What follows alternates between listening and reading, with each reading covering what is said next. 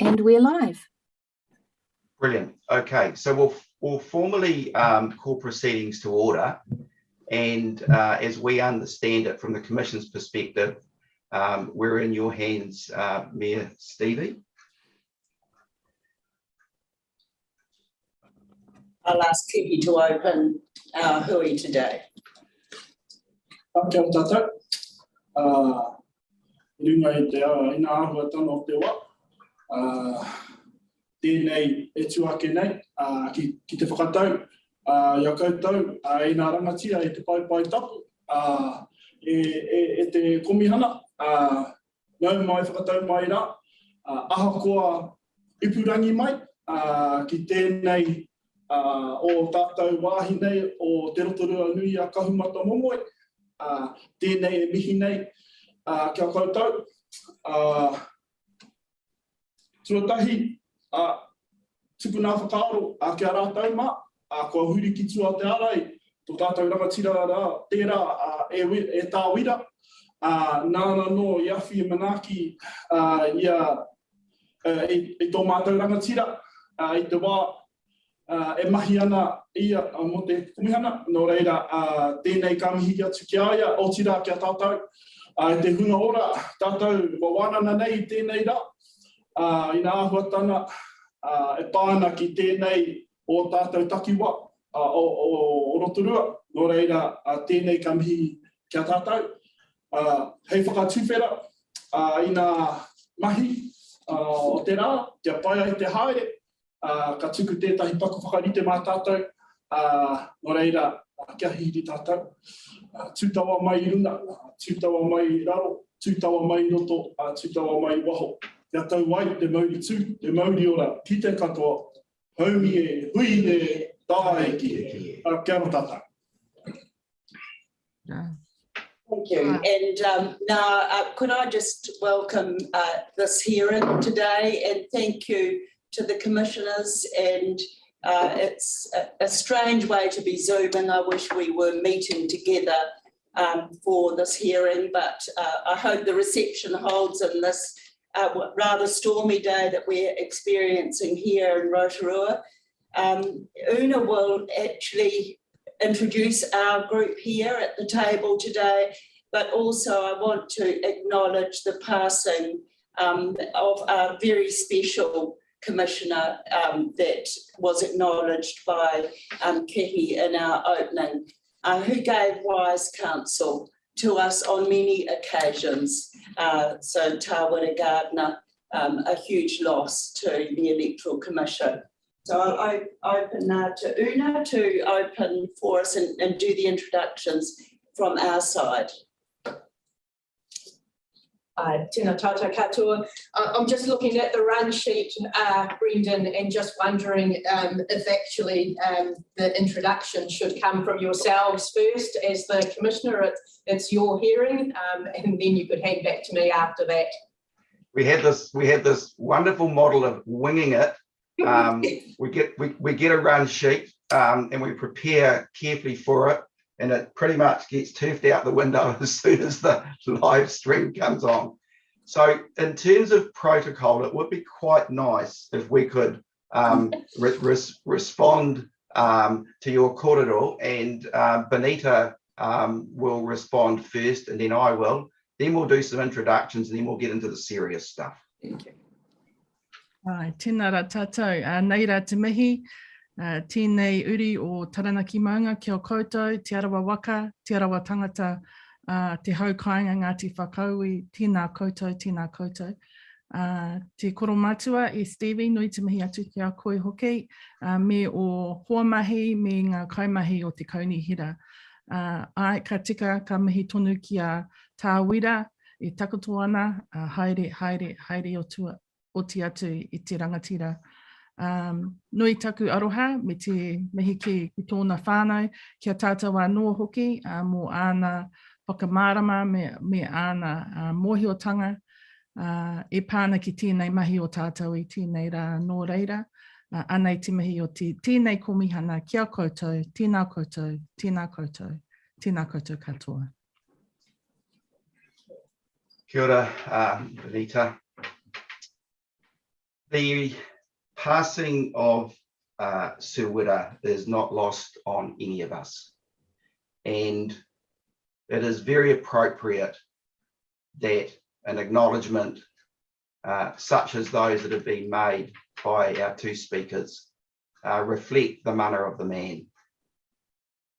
And it's important that in these times of grief, I think it's not inappropriate to recognise some of the fun stuff that that man brought into our lives.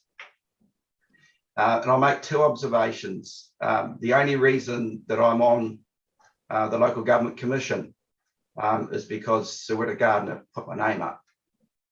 And that means a hell of a lot. Second observation that I make is that as we carry out our hearings in a remote setting, often you'll see a number of us with our heads down taking notes. We haven't fallen asleep, it's just the technology that we're working with. But the observation I make about our dear friend Sir Wira is that when we were in the visual form at a hearing, I noted the extraordinary diligence of the man as he was recording pretty much every word that the presenters were articulating. I happened to look across at his screen and observed he wasn't taking any notes from anything anybody was saying. He was writing the draft of one of his books. And I think that just reflects the style of the man, because you could go directly off that screen and answer whatever it is that anybody in the room was saying. So the manner of the man has a fun side to him, and we mustn't lose that, I think. Having said that, we'll now move to introducing the members of the Commission, just so we know that who everybody is, and then we will refer back to your side, Mayor Chadwick, where you'll introduce the team, and then we'll go into the formalities of the proceedings, recognising that we have opened with karakia already. So on that basis, I'll call on Commissioner Bigham, and then Anea, and then Piper for introductions. Tēnā no tātou, ko Bonita Bigham tōku ingoa, he uri ahau no ngā ruehine me te atiawa iwi, ki konei, ki Taranaki, nui te mihi atu kia koutou. So I'm Bonita Bigham, I am of ngā ruehine and te atiawa descent, so my roots are firmly ensconced here on both sides of my maunga. I am a current community board member for the Taranaki Coastal Community Board at the South Taranaki District Council, also an iwi representative on a committee within South Taranaki District Council and the Taranaki Regional Council, and I'm heavily involved with Local Government New Zealand as chair of Te Maruata, which is the national collective of Māori in local government, and a former 3-term councillor. So hopefully I've got a little bit of knowledge about what we're talking about today. Kia ora tātou. Ata Maria, ko Janie Anea aho. I know many of you do know me there. I've had 18 years in local government, 9 as Mayor of the Timaru District, and I've been lucky enough to be a Local Government Commissioner for a further 7 years. So looking forward to being with you this morning. Thank you very much.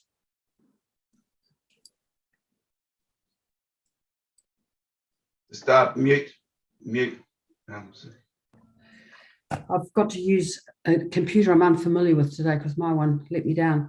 I was just listening to Brendan and Bonita talking about Tā Wira.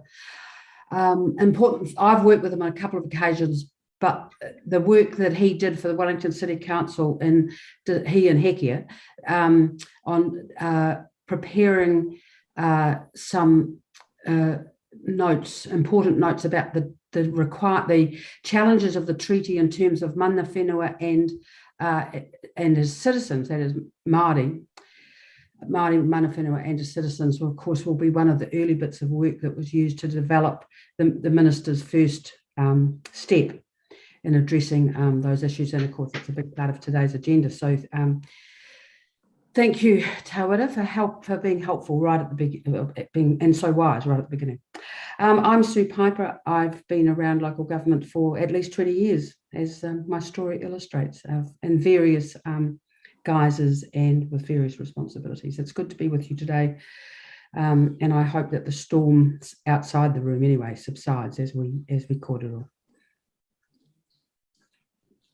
And kia ora, I'm Brendan Duffy, who has the role of the chair of the commission. I'm a former mayor of the Rotorua District Council for 12 years, 9 years on the local authority as a councillor and deputy mayor, some time on national council, and really privileged to have this role and responsibility. In addition, on the screen, you'll see members of the commission. So we've got, EJ Ruthven is our senior advisor. Donald Reesabos is our principal advisor, and Penny Langley is our CEO. So they're the team in the background that keep us in order. That concludes our introductions. We'll now pass over to you, Mayor Chadwick, for introductions, and then let's get into it. Yes, thank you. And to do our introductions, I'd like to introduce Una Hopkins, who's our Deputy Chief Executive of Local District Leadership and Democracy, and she'll introduce those of us around the team. Thank you, Steve. So tēnā koutou katoa, good morning, and thank you, Commission, for Rotorua Lakes Council's opportunity to present our representation review to yourselves today. With me in attendance, I have I have one or two from the actual project team, and lucky to be supported by Her Worship the Mayor and also our Deputy Mayor, Dave Donaldson. In between Steve and Dave, I have Kihi Tawhai, who is one of the members of my project team, and we also have Lachlan Muldowney, who has been our legal counsel on this project, just assisting us with making sure that we are following the legislation of the Local Electoral Act. I just want to also acknowledge our executive team who are supporting us and watching the live streaming today, as well as the wider project team and a number of our elected members. So I just wish to acknowledge their support for us all here today. So thank you. I'm going to hand over to Lachlan to take us through the first parts of our presentation. And then after that, he's going to hand back to myself and Kihi, and then Lachlan will wrap up with a bit of a summary, and that will conclude our appeal to you today. So I'm just going to share the screen and then we can get on with it.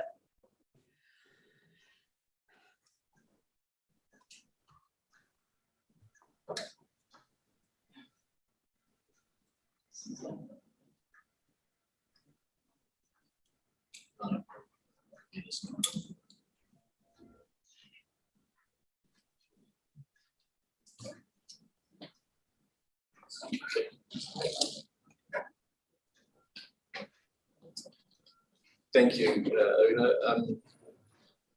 Kia ora tātou, ko Lachlan Muldowney Tōrengoa. I'm as Una has said, the legal advisor for council, and I've been working with the council to assist it with the representation review that it's undertaken, and I've been asked to assist the council today in presenting on its behalf. Firstly, some opening comments which will hopefully frame the discussion and frame the nature of the debate today, and also to respond to the appeals themselves, which I understand will have an opportunity to do a bit later in the day. So the first part of the presentation is really just some opening comments that I wish to make, and then I'll hand back to Una to traverse the various steps that the council took in reaching its decision. And then when Una has concluded, we intend to call on Her Worship Steve to make some further comments around the nature of the decision that was ultimately arrived at, and then we can move into responding to the appeals themselves.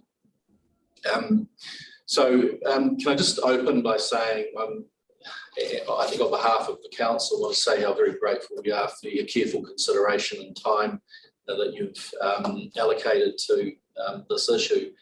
It is complex. The decision, the representation review, and the decision to introduce a multi-ward to local government in Rotorua is a significant step, and it has brought with it complexities, and those complexities largely lie in the formula which is set out in the Local Electoral Act for the allocation of seats to the multi-ward.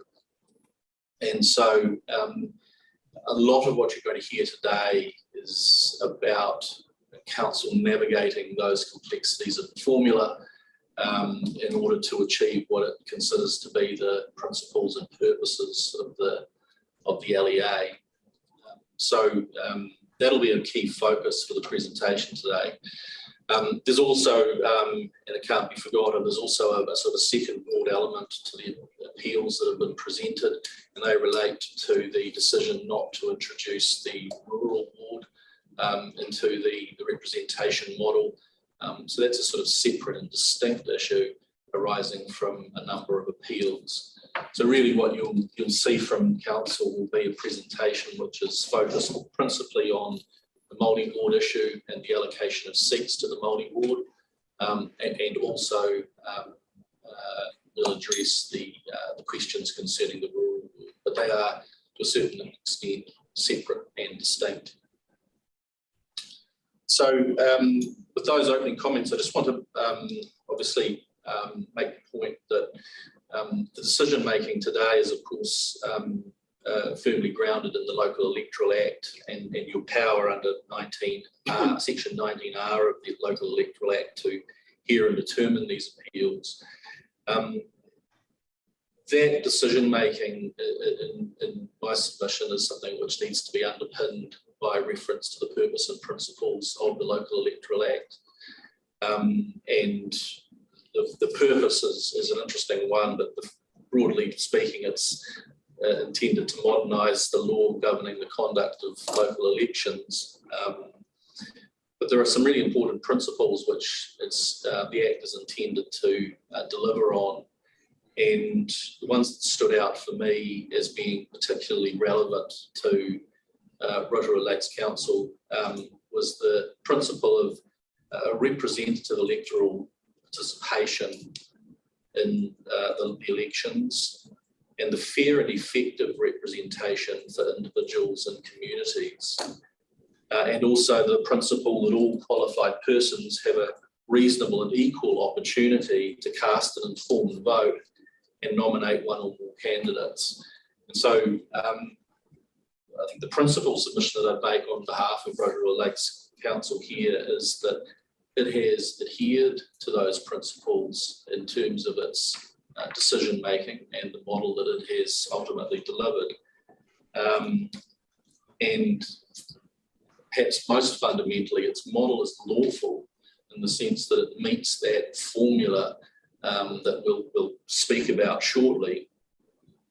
And perhaps the most important characteristic is that it delivers voter parity and fairness in the sense that it doesn't matter where a voter finds themselves on a particular role, whether it's the multi-ward role or the general electorate role.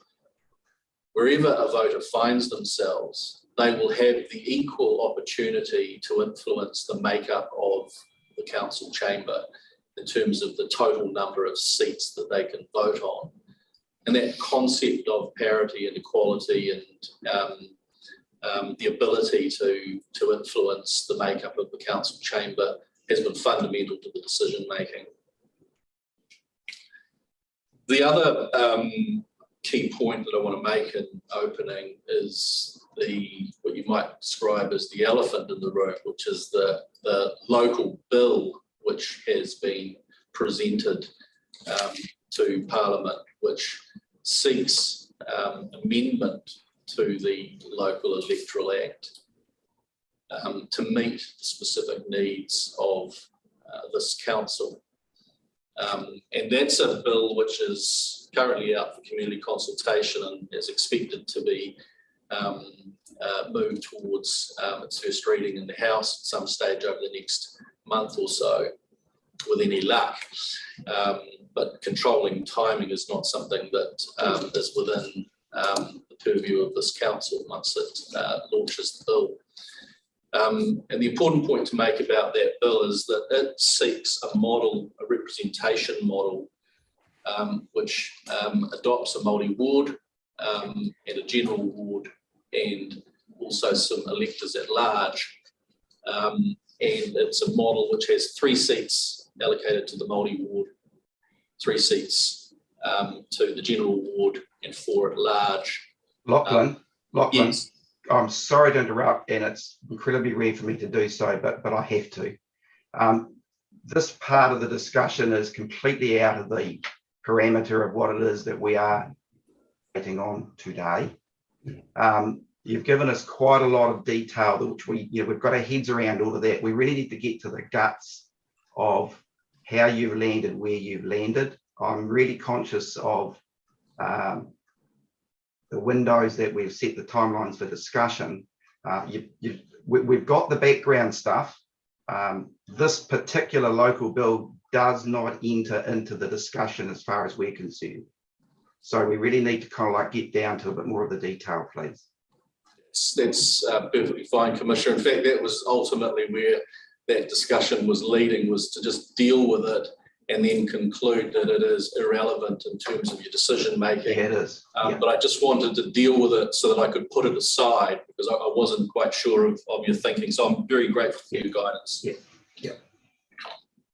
The representation model, and I think this is the critical point, and I'll move through the slides because taking your direction, I think probably the most important slide, if I can move to it, is coming up. If I just move through, is this point here. I just may need to minimise that on our screen. Thank you. Can I just check that that screen's available for all of the commissioners? Yep, we've got five boxes on it. Yeah, so I think this probably is cutting to the chase, Commissioner, and this is really what you want to understand. And this is really a comparison of the models that were presented and are the subject of the debate in terms of your decision making. So you can see in the top left-hand corner, there's the model that the bill seeks to support. And that was what was recognised by council as being its preferred model, but was not able to be delivered because it didn't meet the formula in the Local Electoral Act. You can see the middle model is the resolved model, and that's the one that's the subject of the discussion and debate today. And as you can see, that has a multi-ward, a general ward, and at-large councillors. And you can see that there's 1 seat allocated to the multi-ward, 1 to the general ward, and 8 at large. And what it delivers fundamentally is that concept of equality and parity that we're talking about, that it doesn't matter whether you're in the multi-ward or the general ward, each voter gets to ultimately vote on 9 out of the 10 seats. And that delivers that concept of fairness and parity.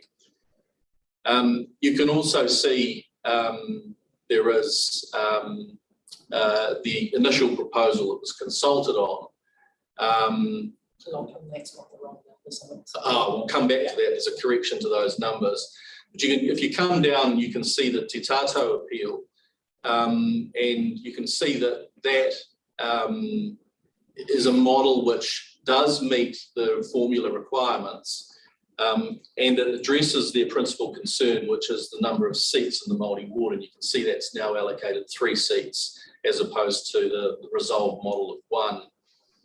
The notable thing about the Te Tātou appeal, however, is that in terms of the total votes that it delivers around the council table, For those in the Māori ward, they would get delivered the total of 4 seats to be voted on, whereas if you're a voter in the general ward, you get a total of 7. So there's a disparity in terms of the level of influence you can have in terms of the composition of the council.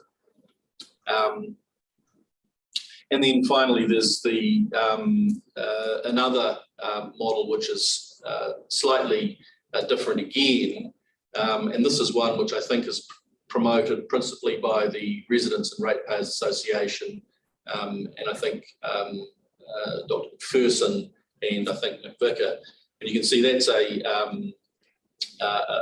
separate model altogether, and it has 3 seats allocated to the Māori ward, but that's all that you would ultimately get to vote on, and then 7 voted to either the general or the at-large. I'm not quite sure in terms of the appeals what they had intended, but either way, they would get to vote for 7 out of 10. So there's a sort of a disparity again in terms of the level of influence around the council table, depending upon whether you're in the Māori ward or not.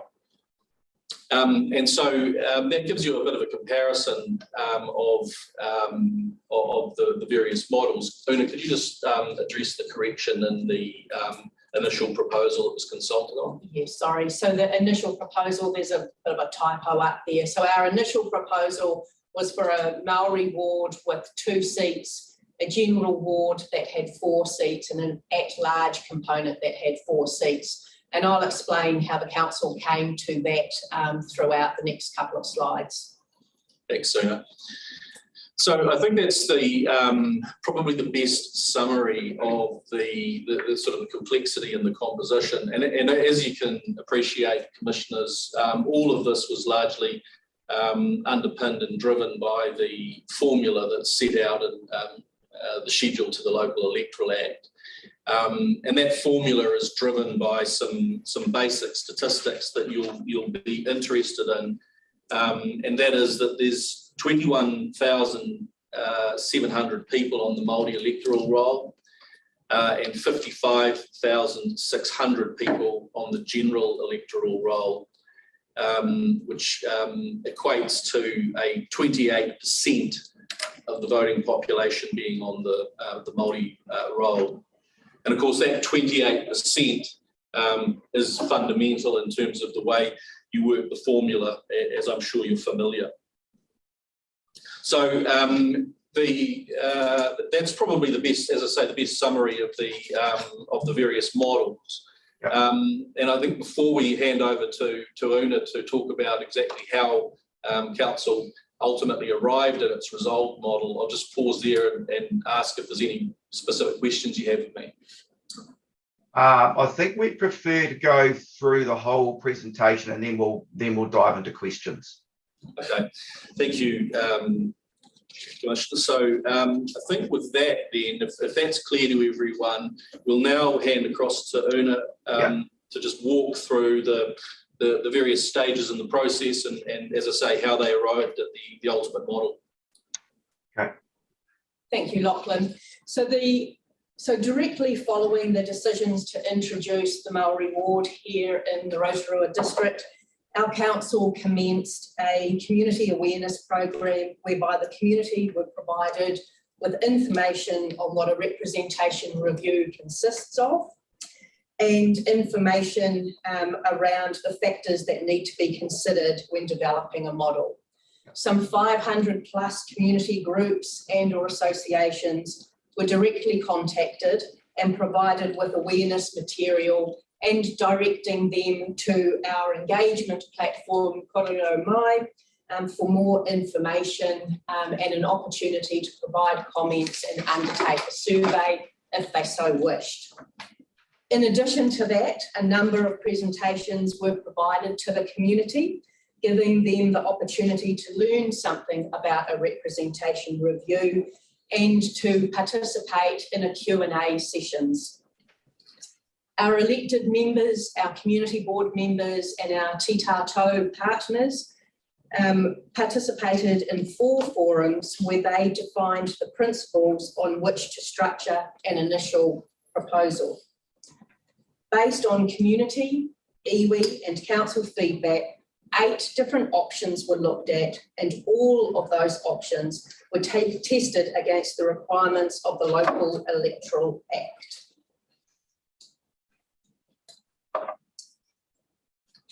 As a result of the forums and testing of various model options, the council agreed to a mixed model option. The mixed model option aimed to satisfy the requirements of all voters being able to vote for a maximum number of seats. That is currently provided, and that is our 10 councillors elected at large. However, the creation of a ward system has disrupted that whole guiding principle. The best option at the time that the council saw was then seen to consist of a Maori ward that had 2 seats, a general ward that had 4 seats, and an at-large component that had 4 seats. Also, the mayor in the mix there, and also the council in setting its initial proposal agreed to retain its Lakes Community Board and its Rural Community Board. And in our consultation document, it set out the whys and the benefits that both the Lakes Community Board and the Rural Community Board have provided to this council's decision making, provided the makeup of those boards and the appointment of elected members to both of those boards. That initial proposal for public consultation was adopted on the 31st of August 2021.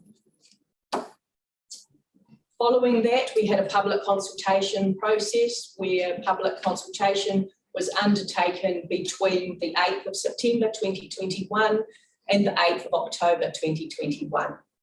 Our consultation document that went out had a number of questions to our community based upon setting out the initial proposal.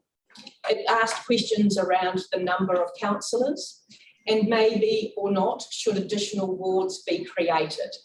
It also asked the community around, given that the establishment of a Maori ward had been entered into, what should that representation within that Maori ward look like? We also consulted and spoke to our community about the identification of communities of interest and whether communities in our district were being represented fairly and effectively. And as I just said before, our consultation document also stated very clearly the role of community boards here in Rotorua Lakes Council. At the close of the public consultation period, we had received 161 submissions, and 35 of those submitters chose to be heard in a public hearing and come in front of our council to put forward their views in terms of responding to our initial proposal. All of our elected members received full copies of the written submissions, and a further forum was also conducted to discuss the feedback and some strong themes that were coming forward from our submitters. Just going to hand over now to Kihi, who's going to take us through those key themes that were raised from our throughout the submission process. Kia ora tātou. There were some significant kaupapa of themes in tuku mai for this process, and that arose during the submission, through the submissions. This idea of equity and equality in terms of being able to everybody getting the same opportunity to influence the makeup of council, giving effect to Te Tiriti o Waitangi, Treaty of Waitangi, was also quite sort of paramount in the submissions. This kōrero about co-governance and what does that look like in terms of future of Rotorua Lakes Council. The inclusion of a rural ward was an issue that was raised, as well as this kaupapa of equal suffrage, where every voter has the same opportunity and right to vote. Also, there's one that's not on there, and it was recognition and acknowledgement of the Rotorua Township Agreement or the Fenton Agreement. And for our commissioners that might not be aware, there was an initial agreement between Mana Whenua, Ngāti Whakauē and the Crown at the time, where Ngāti Whakauē gifted or I tuku rātou for the whenua of the land here for the establishment of township. And so there was a strong theme that came out in terms of acknowledgement and recognition of that.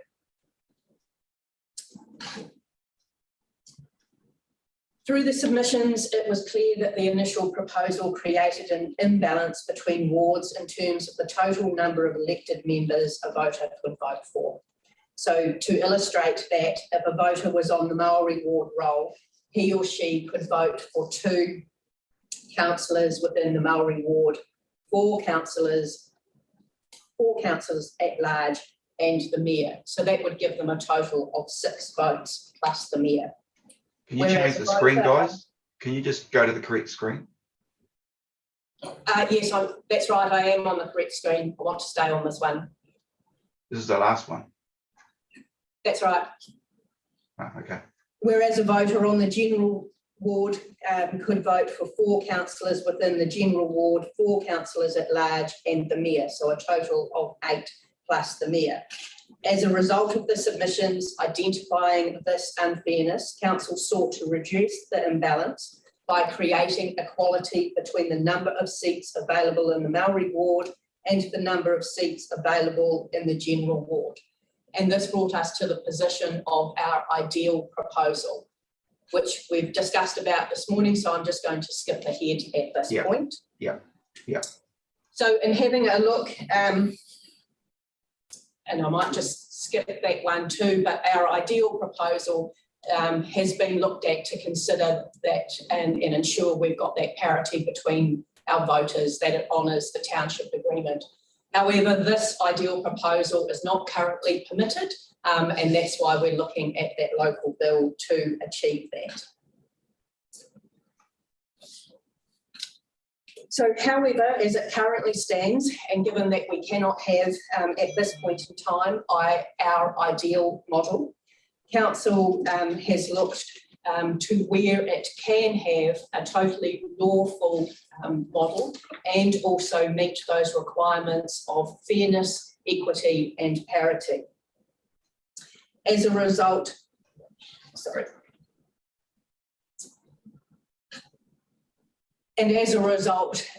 the council have agreed to a final position with a model that has 1 Maori ward with 1 seat, 1 general ward with 1 seat, an at-large component that has 8 seats plus the mayor. So again, a mixed model arrangement. While the final model achieves parity, council does recognise it reduces the number of available seats in the wards to 1 each. However, regardless of whether a voter is in the Maori ward or the general ward, each voter will get a total votes of 9 seats around the council table. 1 vote from either ward and 8 from the at-large. This model is considered to meet the requirements and the principles adopted by council while satisfying the requirements of the Local Electoral Act. That brings me to the end of how the council has come to its final proposal under the representation review. I'm just going to hand over to Lachlan to see whether he wants to summarise just some of our comments on the appeals. Thanks, Suna. Just before I make a comment on the appeals, I'll just ask Mayor Steen if you wouldn't mind just supplementing what Una has said with your expression of what was achieved and what was sought to be achieved under the representation model. Well, kia ora everybody and good morning, and it's wonderful to have an opportunity to actually sweep on Lachlan, Una and Kihi's presentation to you. And I want to go back to when I became the mayor. I was determined that we would develop a partnership with Te Arawa and very determined about that. And that is the result of now us having a partnership with Te Tātou or Te Arawa, and I'm mihi to you, Te Taru, who's an appellant in another room. And that board has delivered for us at council in partnership. So we would throw in an interesting proposition with the introduction of Māori wards. That was quite a new challenge for us, and how could we do that, as well as the opportunity for the representation review. There's no time more important for us as a district than to have the Māori voice at the table, at the decision-making table of council, not at committee of council. And so the model that I wanted to lead in the representation review, and I wanted it to reflect, was one of met the legal requirements and meets the formula, which for us became really rather constraining, I have to say. A model that is fair and based on equity, regardless of where you live in the district, you will get the same vote, 1 + 8. And regardless of what role you are on, you will get an equitable vote, 1 + 8. So I like the model that we've got, that we've ended on, and I know it's outside the scope, but I think we can do even better. So we are supporting this model. It's legal, it delivers parity, and it is fair. But above all, it honours the Fenton Agreement to have Te Arawa at the council table, where the decisions at large must be made and they need to be represented at that table. So that is my position as the Mayor, leading this conundrum that we've really got today of the representation review, the merging in of the opportunity of a Māori ward, and I would say on the 118 that it's rather underwhelming and doesn't reflect what we'd really have liked to achieve because of the complexity of the formula. But that's the best that we can do today, and that's what we're speaking on today. So thank you for that opportunity. Okay, thank you, Mayor Chair. Is there any chance we can clear the screen so it's really hard to see you guys? We've got three. We do have 3 more slides. Yeah, I think we can. Let's clear it. That's fine. Yeah, thanks. So I think there's a few more slides that we're going to deal with the responses to the appeals themselves, but I see, Commissioner, that there is, under the run sheet, there's time allocated for us to provide a specific response to the presentations that are made by the appellants. So with your leave, what I'll do is just simply reserve the council's position to come back to you on that reply, and that allows you to stick fairly closely to your timeframes. Yeah, I think that's a prudent next step in the process. So essentially what we need to do now is the commissioners need to engage and ask questions based on that which you've just presented to us. So we need to allow realistic time, so we're not going to cut it short. Just so everybody knows, we have alerted appellants that there will be a delay, to be fair and respectful to everybody. So for the next wee while, I'm keen to get, I'll just get my screen doing the right thing. I'm keen to get questions from commissioners, and we'll fire in from there and see where we land. So Commissioner Bigham. Kia ora. Thank you, Lachlan and presentation team. There was numerous reference to providing, and I think I got this right, fairness and parity in the number of votes, whereby the 1 + 8 model would allow everyone to have 9 votes, basically, for council. Just wanting to know, what evidence do you have to support that argument, and what evidence do you have that Māori would take up that opportunity, considering historically low general voting rates and even lower Māori voting rates? So what evidence is there that Māori would actually utilise those other 8 votes? I might need to hand over to the team to talk about anything that they had specifically in terms of evidence. But of course, I mean, I'm sorry, hold on. We need to get this right. So, gosh, so the decision makers, so your question is to the decision makers, which are the elected individuals. Yeah. So I surely the elected individuals will be the ones that will answer these questions. I'm happy I'm to just trying to answer. see, where are we? Where's the... federal submissions. So we're at the point now where we're trying to understand how the decisions were made, and they're made by elected people. So I'm assuming, where's Mayor Steve? I can't. I'm here. Look, I can answer that, in that we as elected members, following the workshops that were really complex and long and intense, we read all of the submissions that came in. I attended the meetings that we had with those that wanted to be heard. And on fairness, I believe that the model that we came up with is a better representation. I would have to say, Benita, as I said in my opening address, we all were very emphatic about wanting 334, but we couldn't have it. So that's the conundrum of the Electoral Act as we find ourselves in. So 118 is the start of a process, and then we have the other process going in tandem. Okay. I don't know if you want to speak to that.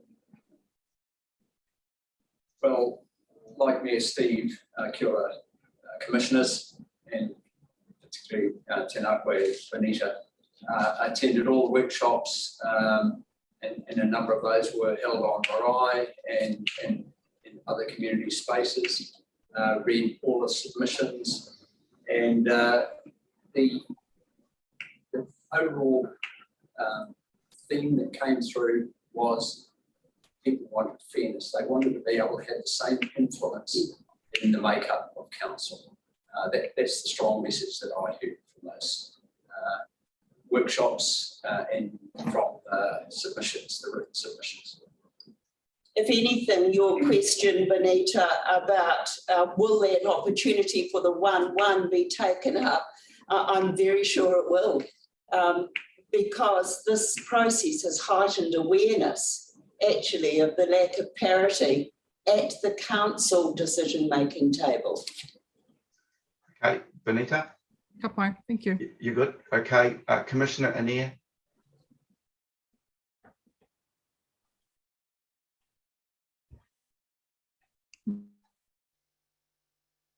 Get off mute, Commissioner Anir, mute. Yeah. This time, better. I was just, when I was reading through all the information that you have given us, you started the process with 3 guiding principles. So you wanted to keep it simple: Māori ward, general ward at large, 10 total members, 1 ward, 3 Māori councillors. Is that correct? And keeping the community boards. Keeping the community boards. Thank you. Community boards. The rural board has delivered, as has the Lakes board. Thank you. So help me understand, if they were your 3 guiding principles, with your final proposal, you seem to have shifted away from those 3 guiding principles. I think we firmed them up, actually. I do think that they are stronger in what we've delivered, and will be even stronger with the local representation bill. You mentioned, Mayor Stevie, at the beginning that it was really important to you to get Māori in the decision-making process around the table. Council table, yes. So if those guiding principles that you talked to your community and you shared with your community reassured them that you wanted 3 Māori at the council table, help me understand why that is not part of your final proposal. apart from the fact of what you wanted in an ideal world, which can't be delivered. Yeah. But let's go back to what you talk to your community about. Well, I didn't talk, we listened actually, Janie. We put the model there and listened. What actually changed for me at the table was when Ngāti Whakaui came to council and reminded us that this township was developed on the Fenton Agreement, and we've never honoured that. We've really enjoyed our partnership with Te Tātou o Te Arawa, but they sit at Committee of Council only. So they do not sit at the council final decision-making table. So it was the reminder from Whakaui about the Fenton Agreement that absolutely convinced us, or it convinced me, I found it very convincing, that this is why this model is the fairest that we can deliver under this complex formula that we've got. But the final model still doesn't guarantee Māori seats at the council table, does it? One. Yes, it does. One. Yeah, but you went out. Seat and 8 at large. My question was seats at the council table, because you went out to the community with the basic guiding principles that there would be 3 at the table. Help me understand why you think that your formula is going to get more Māori, more than one Māori at your table. Well, I think they're clamouring to take part in the election regardless of the outcome of this. You will find that as we've got now, Māori who are not there elected by Māori on the electoral roll at large sit at our council table now. So you must accept as a commission that we've got Māori members at council, but they were not elected by those on the Māori electoral roll.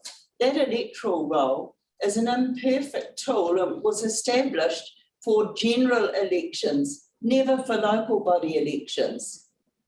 So just help me, how many Māori do you have on the council now? 4 out of 10. Thank you. But they're not elected by those on the Māori electorate. No, I understand that. And Janie, they may choose to, well, not the individuals, but any individual can choose to stand on the 8. But this gives us surety of 1 plus 1. Thank you.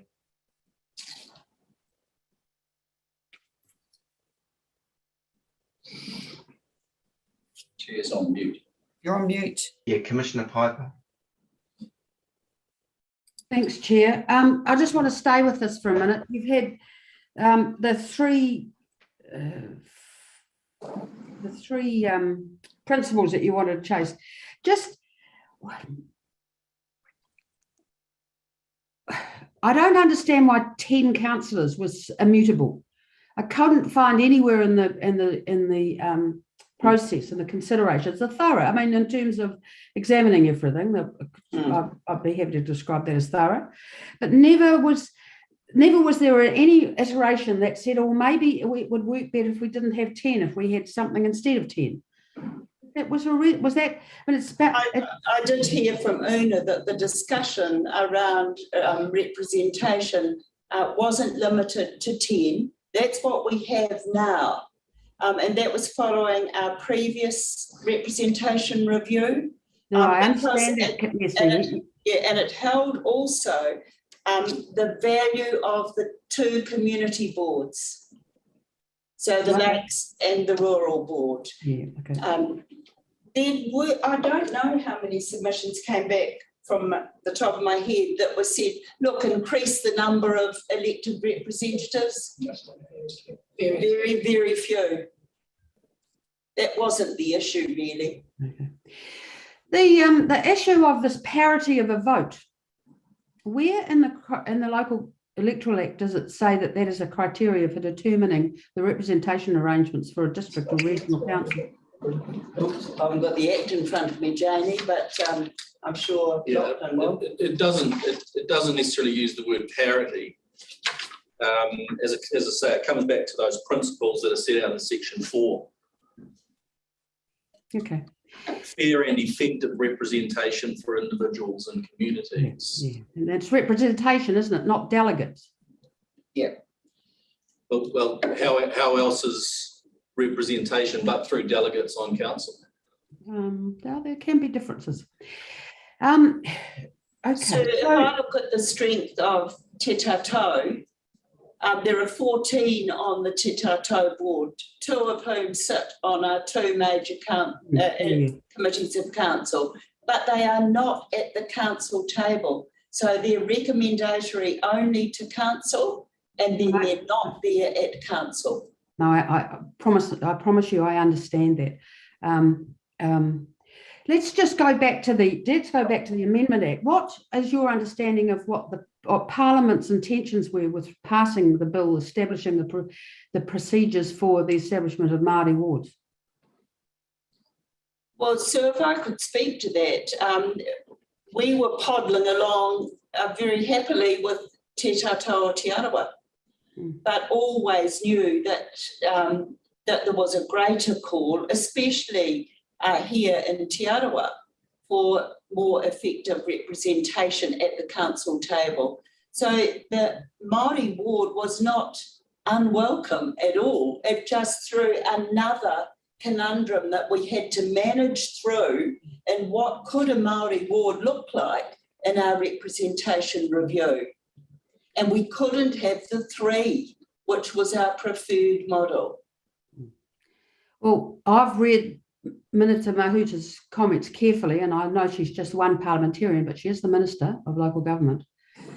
And she was talking about Māori's rights as citizens as opposed to those rights that they have as mana whenua. Yeah, that's participation, Sue. And we have, for us, participation has given much more depth and effective ultimate decisions. Okay. But they're not there at that decision-making table, which in a Māori ward there will be. And my last question really is that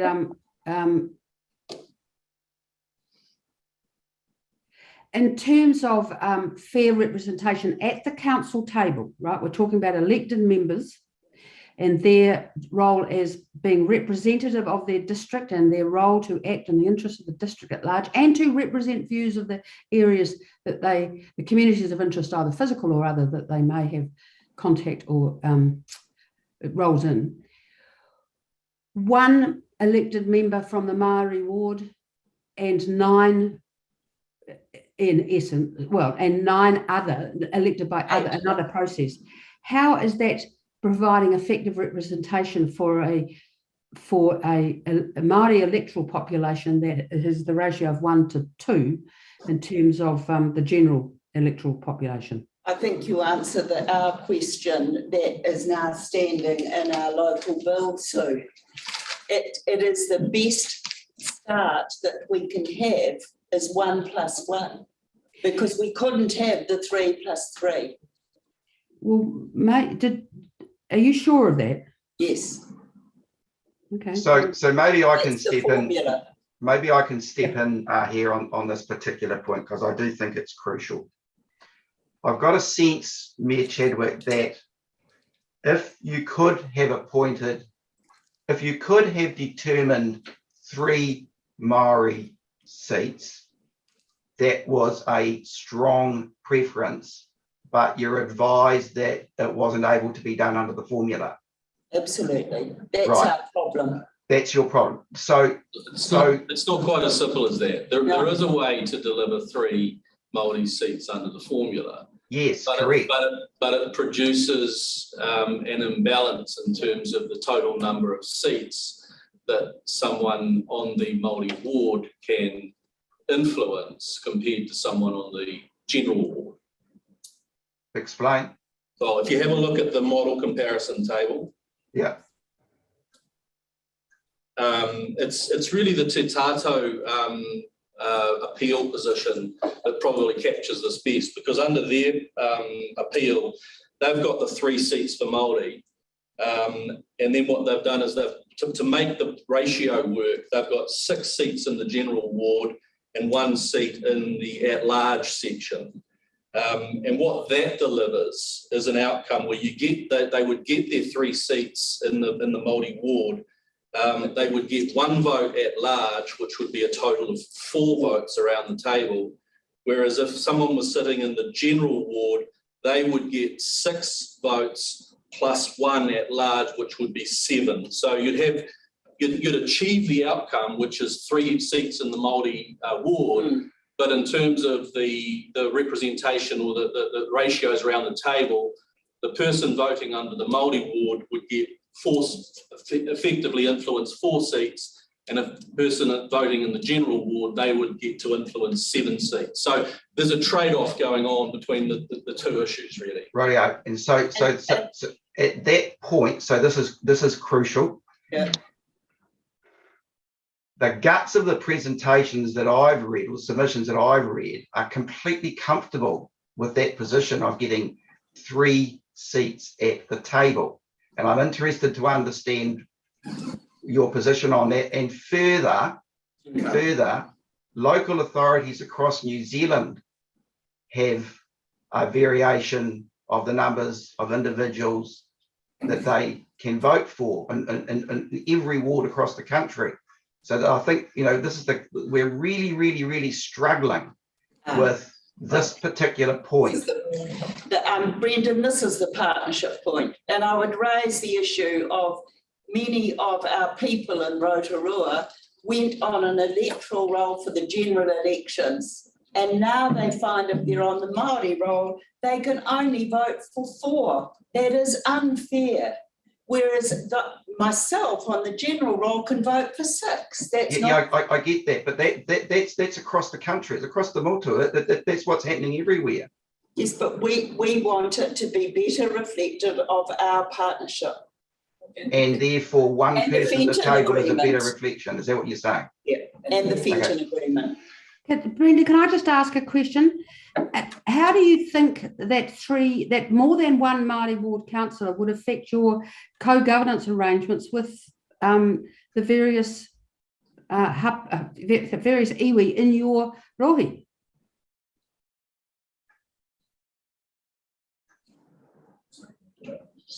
Who did you ask? I asked the council. I'm hoping that the mayor or the deputy mayor might be able to answer the question. Oh, sorry, I thought you put it to Una. Could you ask it again, Sue? Sorry. Sure. How do you think having Māori wards, Māori councillors, 1, 2, or 3, might, or more, obviously, might affect the co-governance arrangements you've got with iwi in your rohi? Because they'll be sitting at the council decision-making table, the final decision-making table. Okay. Not at committee of council. So they might replace it? I don't know what they'll do. You can't make that decision. Good. Okay. It's an outcome that we don't know. Rightio. Can I go to Benita? Yeah, I understand. Thank you. Commissioner Bigham. Sorry, Commissioner Bigham. Yeah, kia ora. I'm hung up on council's rationale to ask for what council believes is this parity thing around voting with 1 Māori ward, and almost what I'm starting to interpret as a reliance on Māori standing in the general wards, which you can never guarantee, to achieve the same amount of interest. And yes, okay, they may have the same amount of voting power, whereas we've read quite strongly from Te Tatau that they're happy with having effectively less parity, quote unquote, in the voting to have 3 seats at the table. So I'm just trying, I can't quite get my head around council's insistence to have that set up versus what iwi are willing to sacrifice to have more Māori at the table, if that makes sense. I hear what you say, Mayor Steve, but I'm not hearing that there has been, that you've really listened to the aspirations of Te Tatau in achieving what they'd like to achieve when they're the ones who could be sacrificing that parity of vote? So that's a question, Benita, with respect, I think would have to go to Te Tatau about why they differed from the council decision that supported fairness with 118. I guess it comes down to the interpretation of fairness at the end of the day. Yeah. Kapai. Sorry, I'm just deep into reading my notes. Look, I think we might stop there. I think we've drilled down as much as practical, and maybe as we go through and hear from appellants, that might allow us to pop up some additional, sorry, my head down, some additional questions. Just bear with me on, where are we? What's the time? 10 o'clock, okay. Right, let's agree that we'll now refer to appellants, and appreciate that as the appellants make their observations, we may identify questions that will, and we'll keep a record of those questions to pass through, that can be responded to in the right of reply later on. Now, we will get a break somewhere. I'm just not quite sure where yet. We'll just see how we go. So, Penny, if you're able to call Alan Wills in. And yes, I'll do that now. Alan's here with us, so I'll just push the button. And commissioners, if you go to page 151 for commissioners. And Alan is joining us by telephone, so we'll just, hopefully that will all work out okay. Okay. Great, so Alan is in with us now. Alan, I'm hoping you can hear me. When you're ready, if you can unmute yourself, you should be able to do that by pressing *6 on your keypad.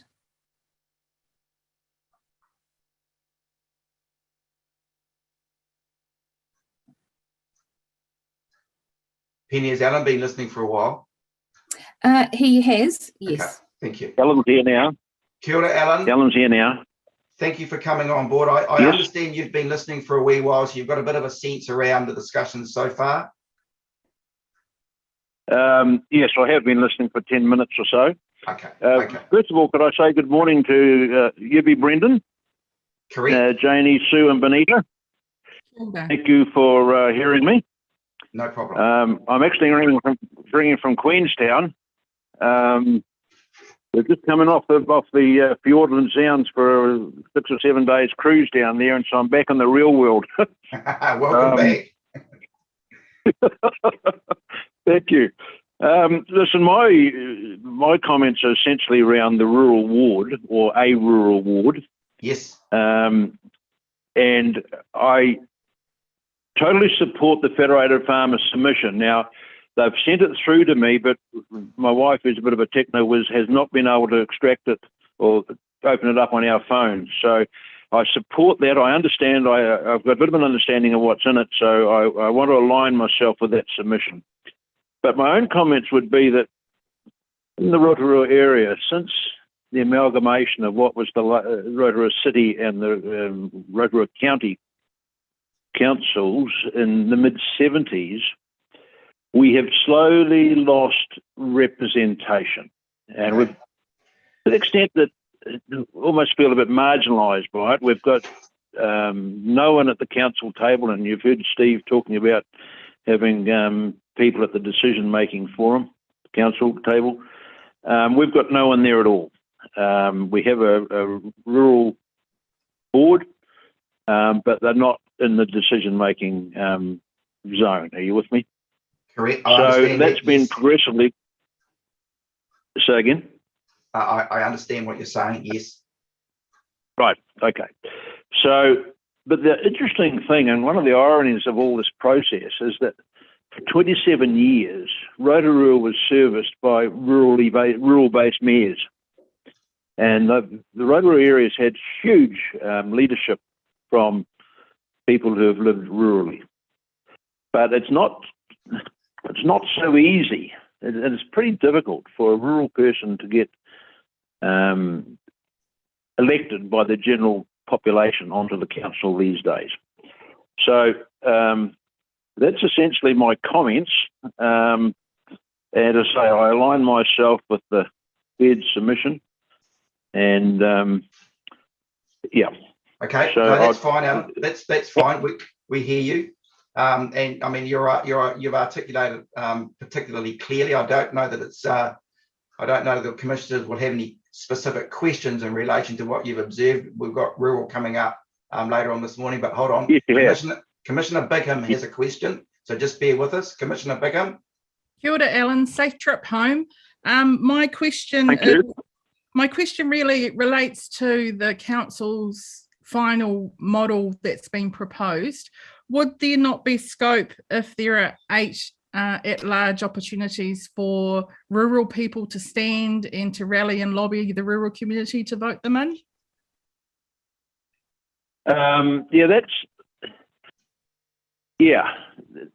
We can't swing the vote. It's pretty difficult for us to swing the vote, and we feel that as a section of the community and a significant financial contributor to the region, that there's a damn good case that there is a rural representative at that council table designated with a rural ward. Yeah. Sure. And when you say you don't feel that you'd be able to swing the vote, is that because according to the statistics, the rural community only makes up about 20% of the population? Would that be the difficulty you'd face? Yeah, I think that's a pretty generous percentage, isn't it? Seems to be, but yeah, just wanted to get some clarification there. Thank you, Alan. Okay, thank you. We'll move to Commissioner Anea. Hi, Ellen. Janie here. Hi. Just Yes. one question. How do you think the Rural Community Board is performing? I know that you prefer to have a voice at the table, but how do you think this relatively recently, Community Board is actually doing? Well, I think they've done a good job when it comes to sorting out problems with roads or something that's wrong here or something that's wrong there. But I'll give you an example. Not long after Steve Chadwick came into the Mayoralty, she changed the name of our region from the Rotorua District Council to the Rotorua Lakes Council. Now, there's a significant number of us in the rural area who live south of Rotorua who don't consider ourselves to be lakes. We're the rural area to the south of Rotorua. Now, I'm not sure what discussion took place. We were just told that the name would change. But surely if we had a rural representative at that council table, they would be saying, well, look, you're missing someone out here. You know, down at Queenstown, there's a classic example here of a name change, and I don't know when it was, but it's now called the Queenstown Lakes and District Council. And so those are the sort of things that are getting past us at the moment. Yeah. Ellen, you used that example. Yeah, so you use that example, which is very helpful. And I guess when Mayor Stevie was first elected and the name change happened, there wasn't a community board then. So I guess that name change. No, nothing. No, but that example, if you used it now, would have gone to the community board to comment, wouldn't it? It probably would have. Yes, it probably would have. That would be fair comment. Yeah. Thanks, Alan. But I'm not sure whether, you know, when it comes to a vote, they're not at the table, are they? Correct. Thanks. Rightio. Alan, Cheers. we're done. Thank you very much for getting into a position to be able to come in by phone from your holiday. And thanks for the observations. Yep. Well, it's too important. I've lived in the rural area for off and on for 70 years. So, and these reviews only come up every 6, I understand. So we've got to make a strong stand here to try and get something to work a bit better for us. Appreciate your commentary. Thank you very much. Thank you, Brendan. Cheers. Good night, everybody. Cheers, Alan. Bye. Penny, we'll go to Justin Adams, page 206. Sure, I will bring Justin into the meeting with us now. One moment. Brendan, Mr. Chair, I was going to call you Madam Chair for a second. I know it's highly irregular, but I just need to go off stream for a second, but I can still hear. Okay. Yep. No, that's fine. That's fine.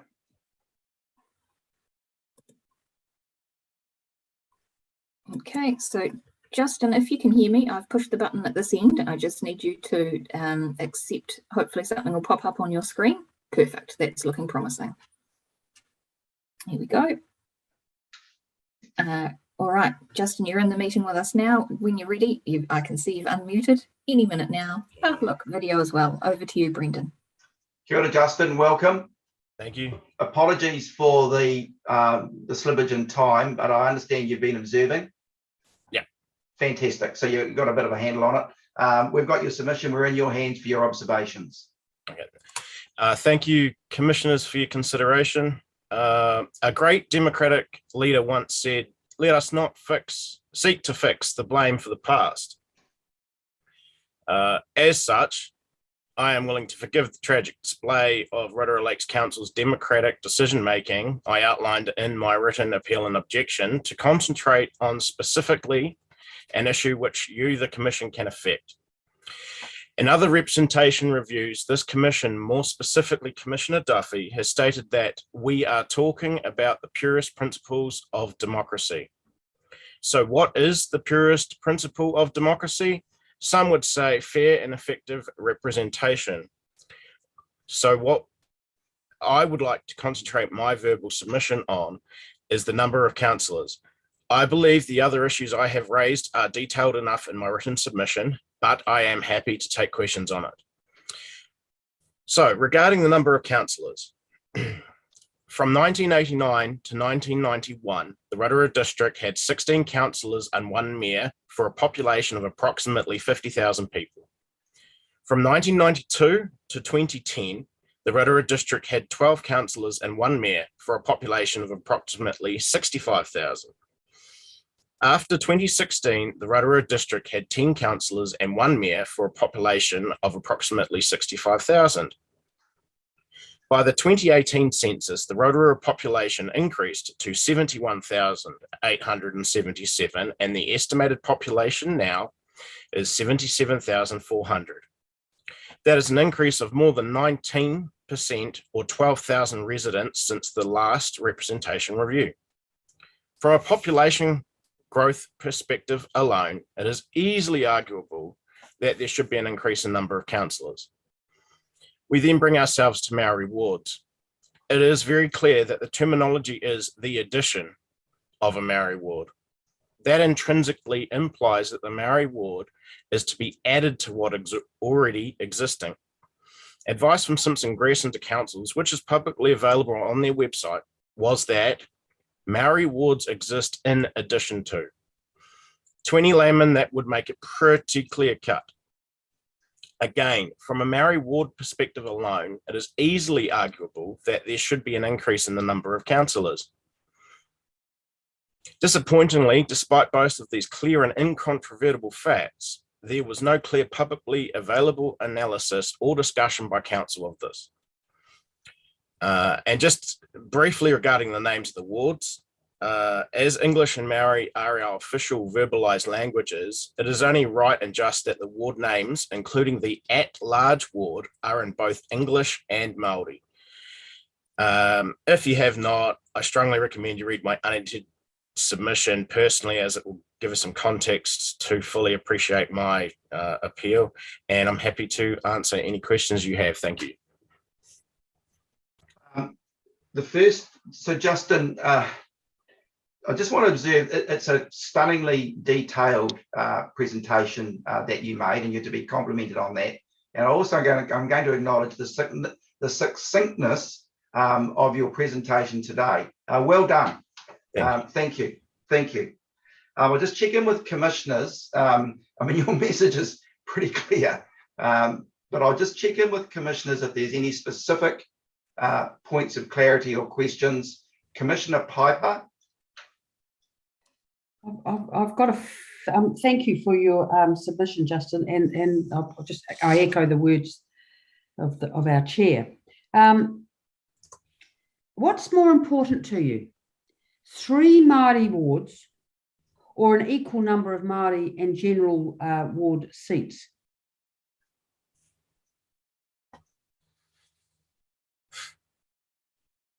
That's a very good question.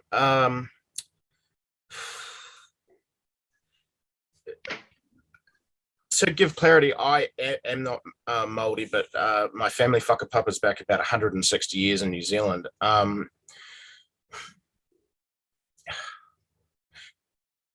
Probably 3 Maori seats, and on the basis that that's the formula that the law says. I'm having difficulty determining between the two. Trying to decide. Well, imagine how we're feeling. Oh yeah, I don't envy you.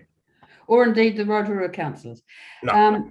Would you? Would you? Oh well, no. I think you've answered this question. As I was going to ask, would you support a larger number of councillors? And with 3, and of course the answer is yes. So I'm demonstrating simultaneously I was and wasn't listening to you, but I have read your submission. Thank you very much. Thank you. Just fellow commissioners, you're fine. Yep. So Justin, again, I'm going to say to you that the detail that you've presented is crystal clear to us. We understand what your views are. You've summarised that succinctly. Thank you very, very much for the effort and the energy that you've put in. Thank you. Well done. Well done. I think with Penny, can we get Mike McVicker? So Mike is next in our schedule, but unfortunately, to the best of my knowledge, Mike hasn't joined us. So if anything on that front changes, we might need to circle back to him. But we do have Shirley here, so I can bring Shirley in. Let's do that then. I will go to Shirley. I'm just trying to line up time so we get that break at about where we've planned. So if we can get Shirley to come on in now, that would be great. And commissioners, if you go to, sorry. I'll do that now. Okay. And commissioners, where are we? 117.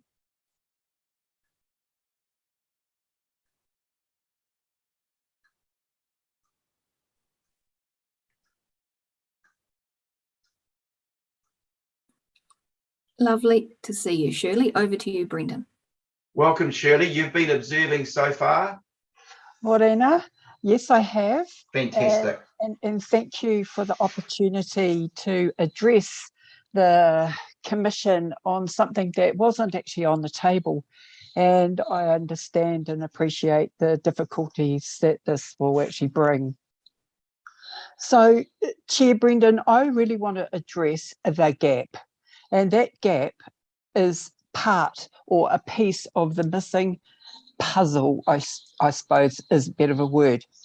Now, in my submission, I'm chair of the current Rural Community Board and have been since its establishment. So I've had the honour of representing the Rural World View at Council Strategy, Policy and Finance Committee. The 3 boards are represented at both subordinate committees of council.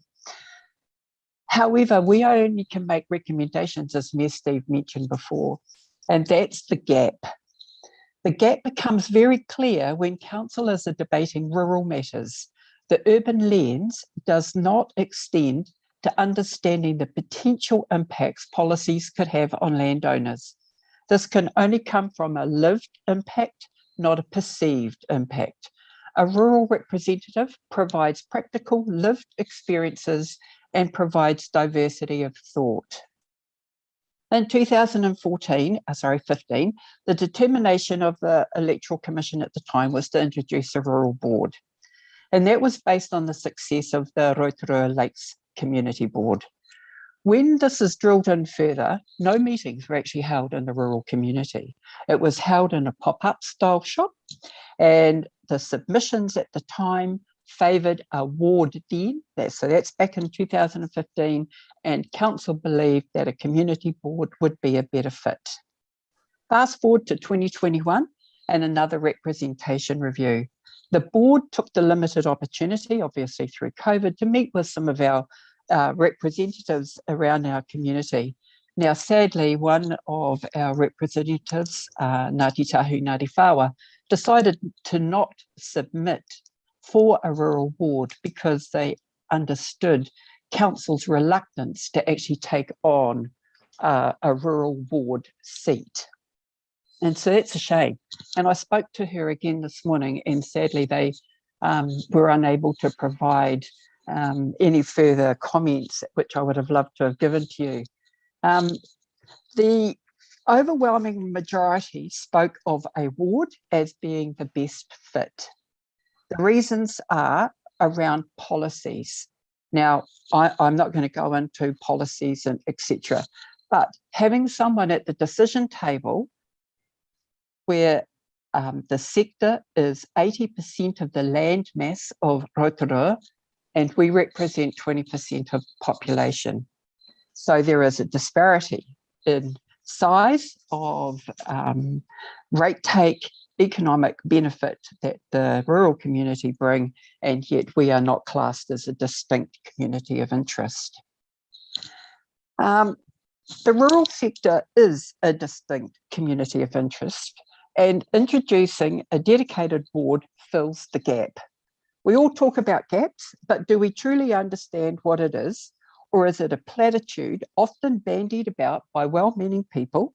Because when it comes to rubber hitting the ground, it seems it is all in the too hard basket. We talk of boundaries, we talk of plus or minus 10%, and other difficulties as barriers to be able to meet fair and effective representation.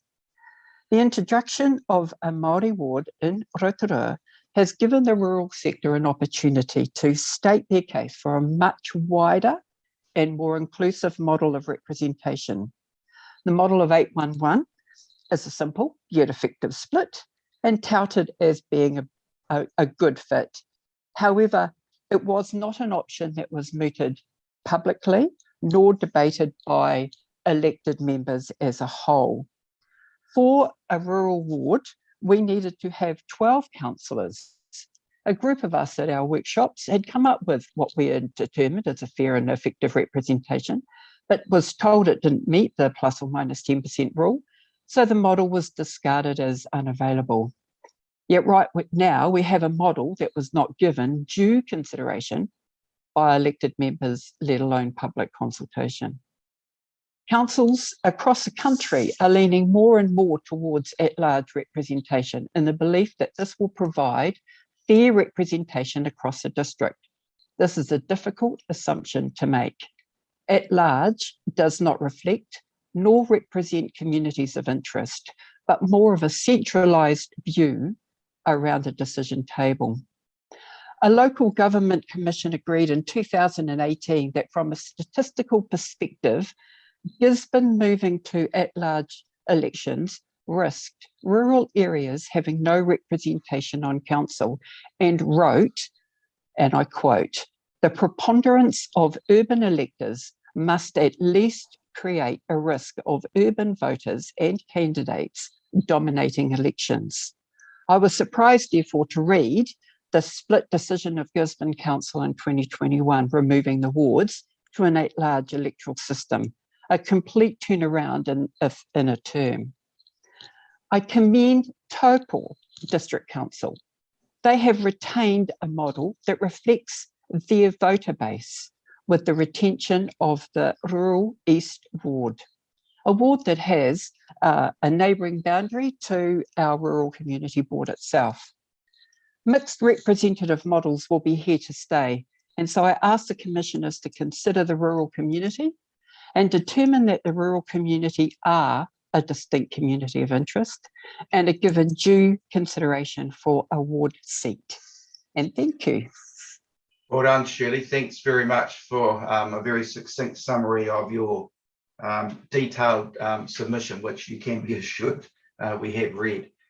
Commissioner Bigham has a question, and Commissioner Anea. Oh, and Piper, right? You got all three.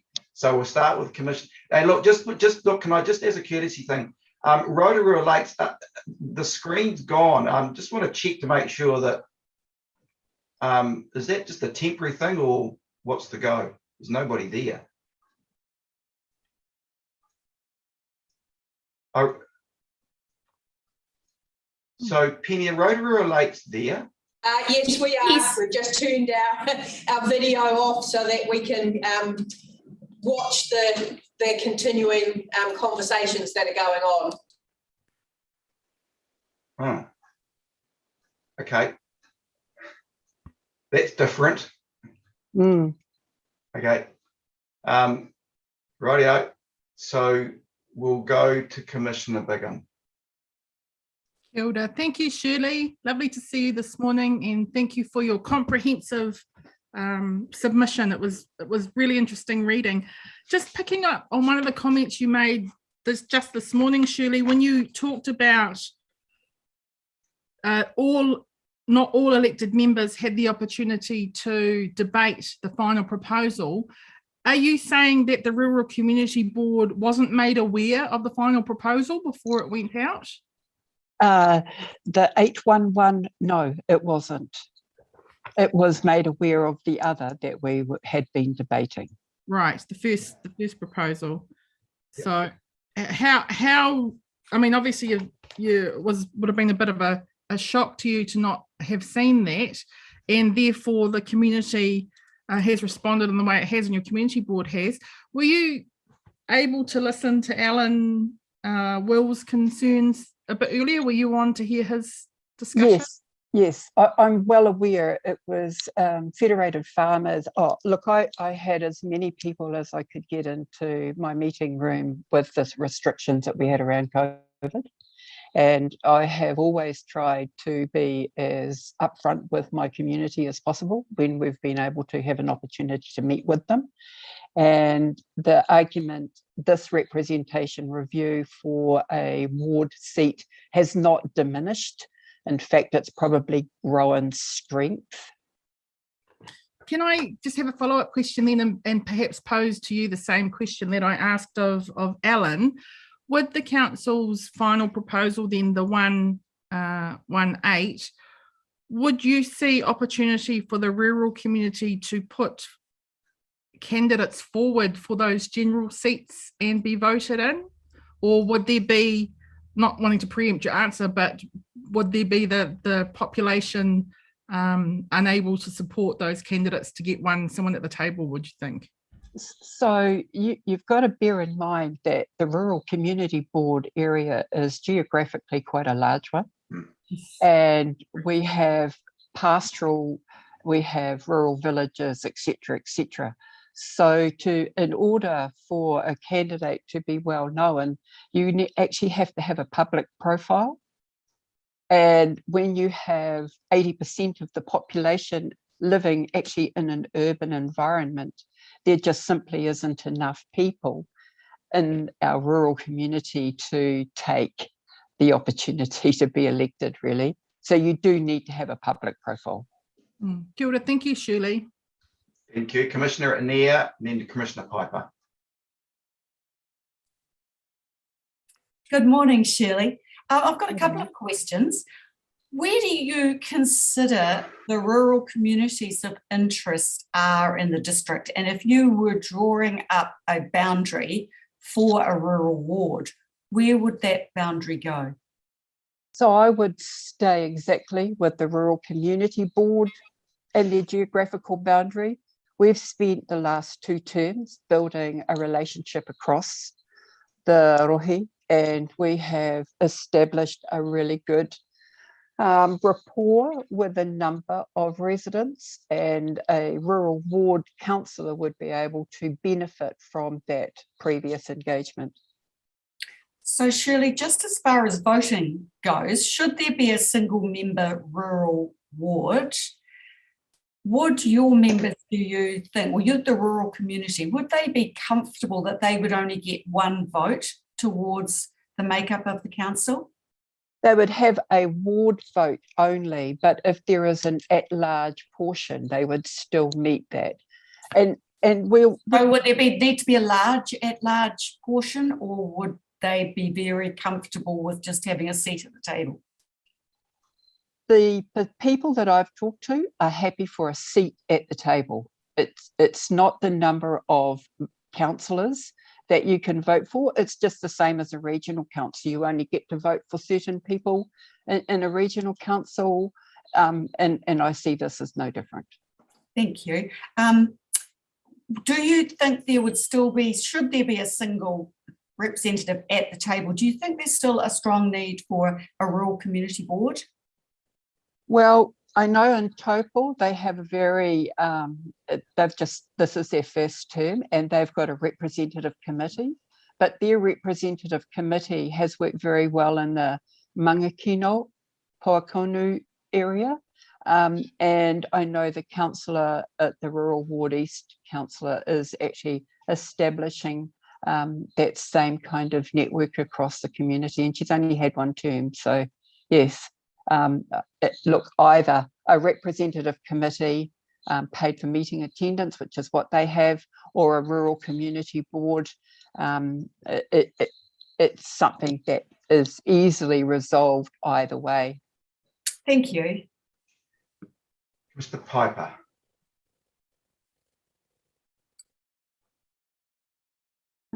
Thank you, Chair. Thanks for the submission. It's very helpful. I've got one question.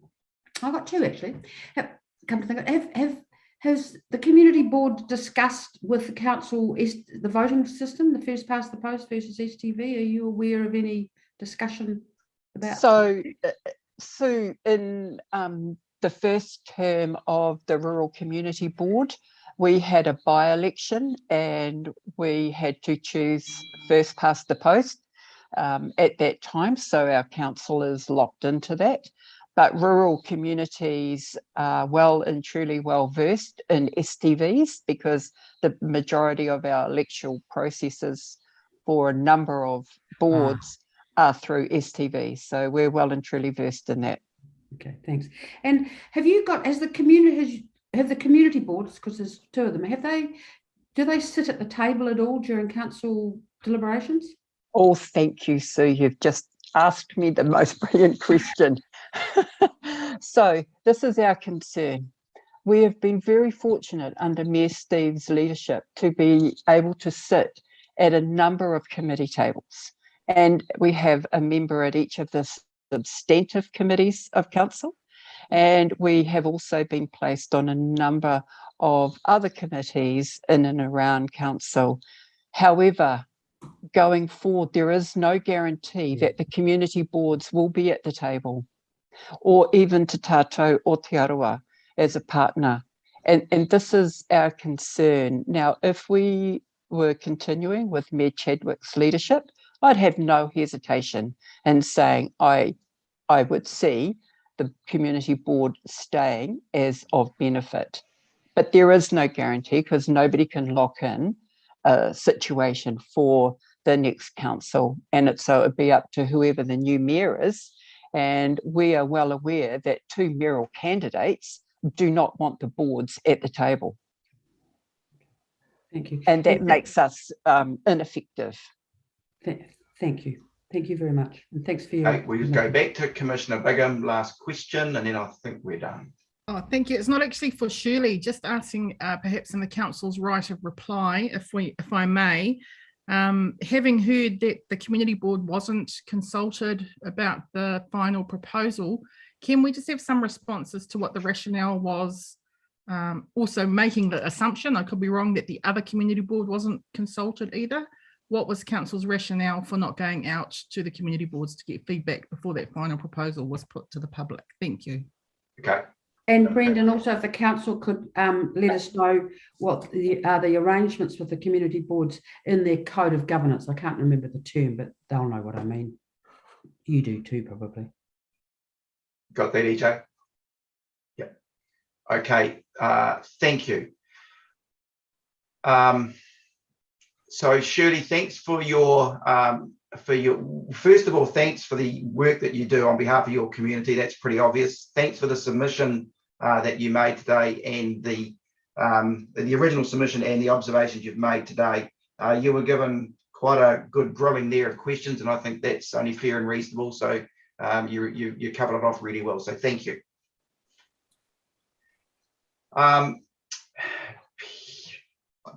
We need a break. We need a break, Chair. I need one. Yeah, we need a break. So can we adjourn? I'm just trying to find Penny. Penny, can we adjourn till 11 o'clock, quarter of an hour? Yes, yep. We've got just a clarification. Mike McVicker is here and always was. There was confusion on my part, so I just wanted to be clear with everybody about that. So and our speaker after him is also here. So I'm sure that they can hear us and they will have seen what's happening, so they understand it's time for a break. So I'm sure that will be fine. Okay, all right. So look, we'll adjourn now. Penny will just give us some detail about what exactly happens, and we'll reconvene at 11 o'clock. Sure. So just to let everybody know that the live stream continues while our break takes place. So if you can all make sure that you put yourselves on mute and turn your videos off. If you do want to leave the meeting, you can do that, and you just rejoin the same way that you did at the beginning of the day. Otherwise, I just pop a slide up to let our live stream know that we're taking a break, and we'll be back at 11.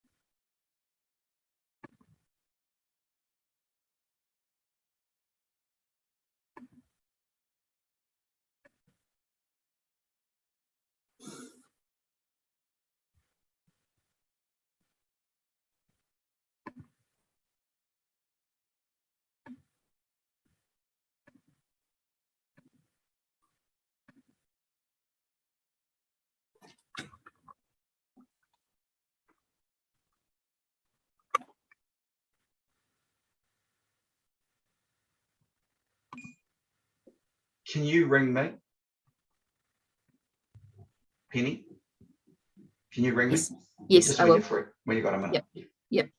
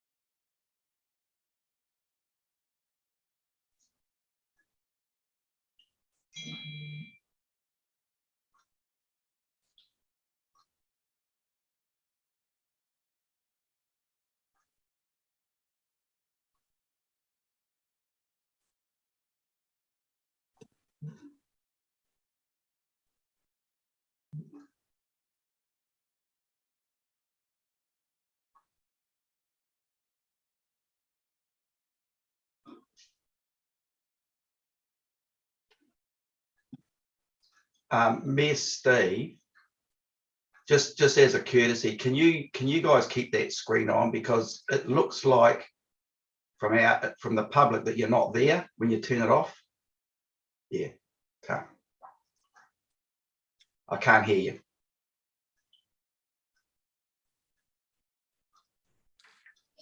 Sure, we broke into a discussion. We probably should have just turned the microphone off. Yeah. Thank you.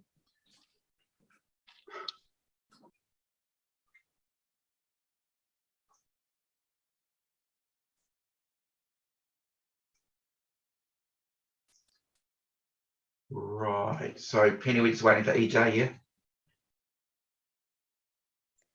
Hi, Brendan. I'm actually here. My my video is not playing ball right now, but hopefully I'll be back online with you shortly.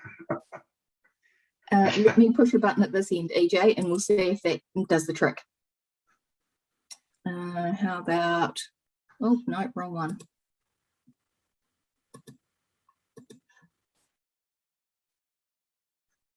Yep. Okay, so everybody's back. We're all here. So now we can move to Mike McVicker, please. Yes, I'll bring Mike through into the meeting with us now. And commissioners, if we go to page 223.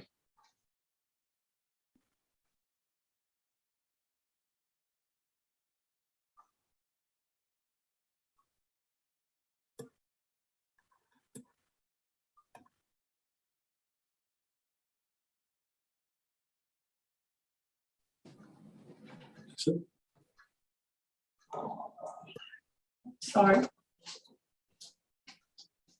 Kia ora, Mike. Good morning, commissioners. You can hear me? We can, and looks like a little bit of camera adjustment there. Feel free to play around with it. I've got the lady here sorting it. That's good. Look at that. That's spot on. Well done, Kim. It's getting better by the moment. First of all, an apology for the delay. I know you've been observing, and I appreciate your understanding about where we've landed. You know that you followed the process, so we're now in your hands for your observations, Mike. Thank you, commissioners. I appreciate the opportunity. I'll start by saying yesterday I stood in front of this building with other concerned ratepayers of Rotorua in support of a demonstration against Rotorua Lakes Council. The message we wish to communicate to our community, and in particular the council, is quite simply that democracy has been totally disregarded here in Rotorua. It remains of concern to many that the Rotorua Lakes Council chooses to ignore the tenets of democracy and continue with their race-based policies, which I would point out can only divide our community. I don't need to tell you, but for the record, democracy is the lifeblood of our nation. It's what our fathers and grandfathers fought for. There is no doubt that following the representation review last year, the Rotorua Lakes Council continued to ignore the underlying message from our community that race-based decisions are not welcome in Rotorua. Briefly, 47% of the submitters to the representation review last year supported proportional representation option of 3 Maori seats and 7 general. Only 17% of the submitters supported the council's failed option. And as you have discussed this morning, even the Maori Standing Committee supported the 3 Maori seats. One can only conclude that the council gives priority to the demand for co-governance rather than democracy. Let's face it, co-governance is the antithesis of democracy, or in other words, the minority ruling the majority. History undoubtedly illustrates that there is no substitute for democracy. It is also worth noting that throughout the whole representation review, there was a deliberate attempt to manipulate the outcome, hence the accusations of not only predetermination by council, but also the accusation of gerrymandering for the next elections. I would also point out that the principal basis of the council's claim the Treaty of Waitangi and the Fenton Agreement is a falsehood. In fact, it is high time to call time on how the treaty is being dragged into policy areas of dubious value. Exactly the same applies to the Fenton Agreement. It is worth noting, for that matter, that Te Arawa did not in fact sign the treaty, yet they are using the treaty as an axe or a vehicle to obtain what they wish to achieve. It is also worth noting that the Rotorua Lakes Council has the highest percentage of Maori representation in the country. 4 of the 10 councillors, 40%, are Maori, and they have sat around the council table and the committee meetings also. Combine that with the standing committee, and Maori have a very high level of representation, I would suggest, in Rotorua, yet it appears that the council or the mayor wishes to achieve more sitting around the table. Finally, I will wrap up my appeal to the Commission by saying that members of the committee may have scoffed at the low number of submissions to the review last year, or the relatively low number of people that attended our demonstration yesterday. However, I can assure you that our group of concerned ratepayers will not go away. The Rotorua we have all lived in for many years and grown to love has some major issues facing it, and we remain very concerned as to the future direction the city is heading. Thank you. Thank you for those observations, Mike. Are there any questions from commissioners? I'm just going to get the screen to do right. Are there any questions from commissioners? Commissioner Bigham? Kia ora, Mike, and again, thank you for your patience this morning. Appreciate you taking the time to stay with us. Just interested in your comments around democracy and your concerns around being effectively ruled by the minority. Others, as you have noted, Te Taua Te Arawa are seeking more representation. Could that be in response to the other side of that coin that talks about democracy being the subject to the tyranny of the majority? I've heard that term regularly, but it's a fact, I believe, given any council. You know, I've sat around the council table for 12 years, not so long ago, and there's always been Maori representatives who have stood alone and got onto the council by their own efforts, who have contributed. And I don't see that as an issue, to be honest, because democracy is what you want to define it, and you can define it differently to me, put it that way. Okay, cool, thank you. And just lastly, would you've made reference to those Māori councillors who have sat around the table already being elected on their own merits.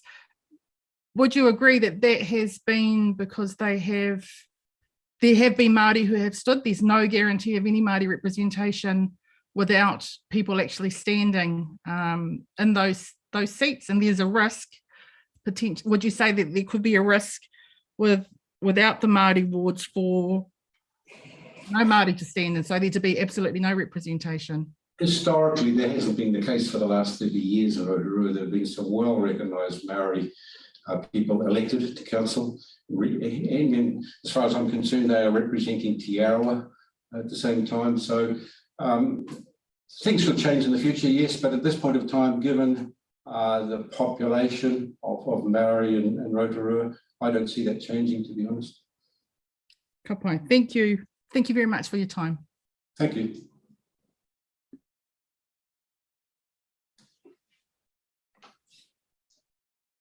Commissioner Piper. Thank you, Chair. Thank you, Mr. McVicker. Just one question. Here we go. Why do you believe that a mixed model undermines or does not result in fair and effective representation for communities of interest in the Rotorua district? When you say a mixed model, you're referring to? Māori, general and at large.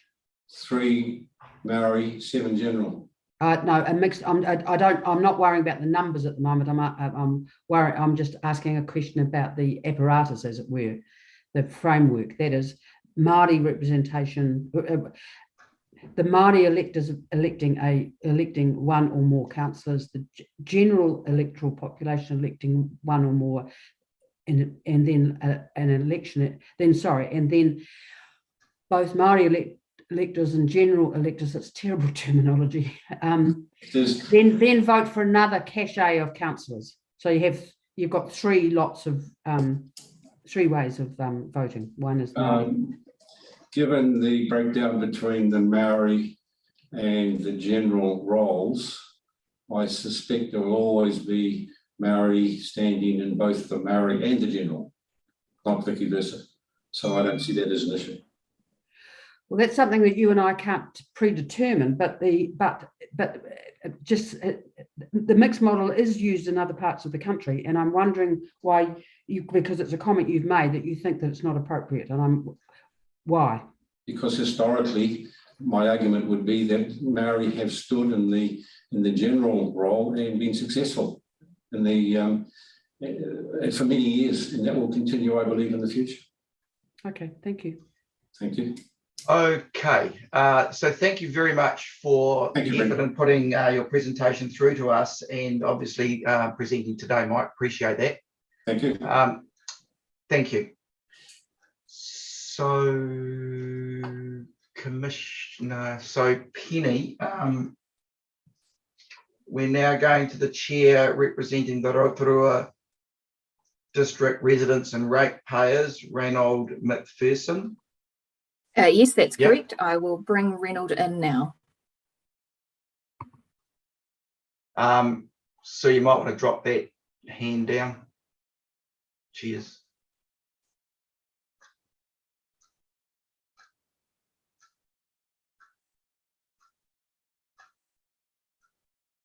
Oh, and commissioners, page 84. And Reynold, when you're ready, if you'd like to take yourself off mute, and if it's an option, pop your video on, that would be appreciated.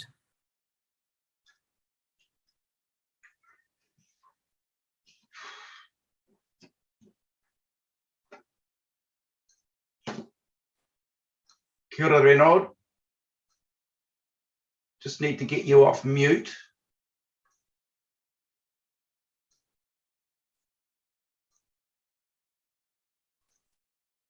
There you go. That works. Oh, splendid. Look at that. Another miracle in technology. Look, have you been observing any of the proceedings? Yes, I have. Fantastic. Okay. So given that you've got a sense around how it all goes, we'll pass over to you to pass your comments through. Kia ora, through you, Chair. Ngā mana, waka, ngā hauiwha, tēnā koutou, tēnā koutou, tēnā koutou katoa. Ko Reynold McPherson ho, I'm the Chairman of the Rotorua District Residents and Ratepayers. I speak on behalf of 1,119 members to oppose parts of the interim model. The interim model is the model before you, the 118 model. Now, nobody in RDRR disputes the fairness or legality of everyone voting for candidates in the at-large seats, so we can put that issue to one side. But electing one councillor each from the Maori and general wards is obviously unfair, and we contend unlawful. And we can suggest two grounds for setting aside the interim model. The first ground is violating citizens' democratic and civil rights to equal suffrage. Now, equal rights are considered democratic and civil rights in the New Zealand Bill of Rights 1990, and Section 12 states that, quote, every New Zealand citizen who is of or over the age of 18 years, brackets A, has the right to vote in genuine periodic elections of members in the House of Representatives, which elections shall be by equal suffrage and by secret ballot.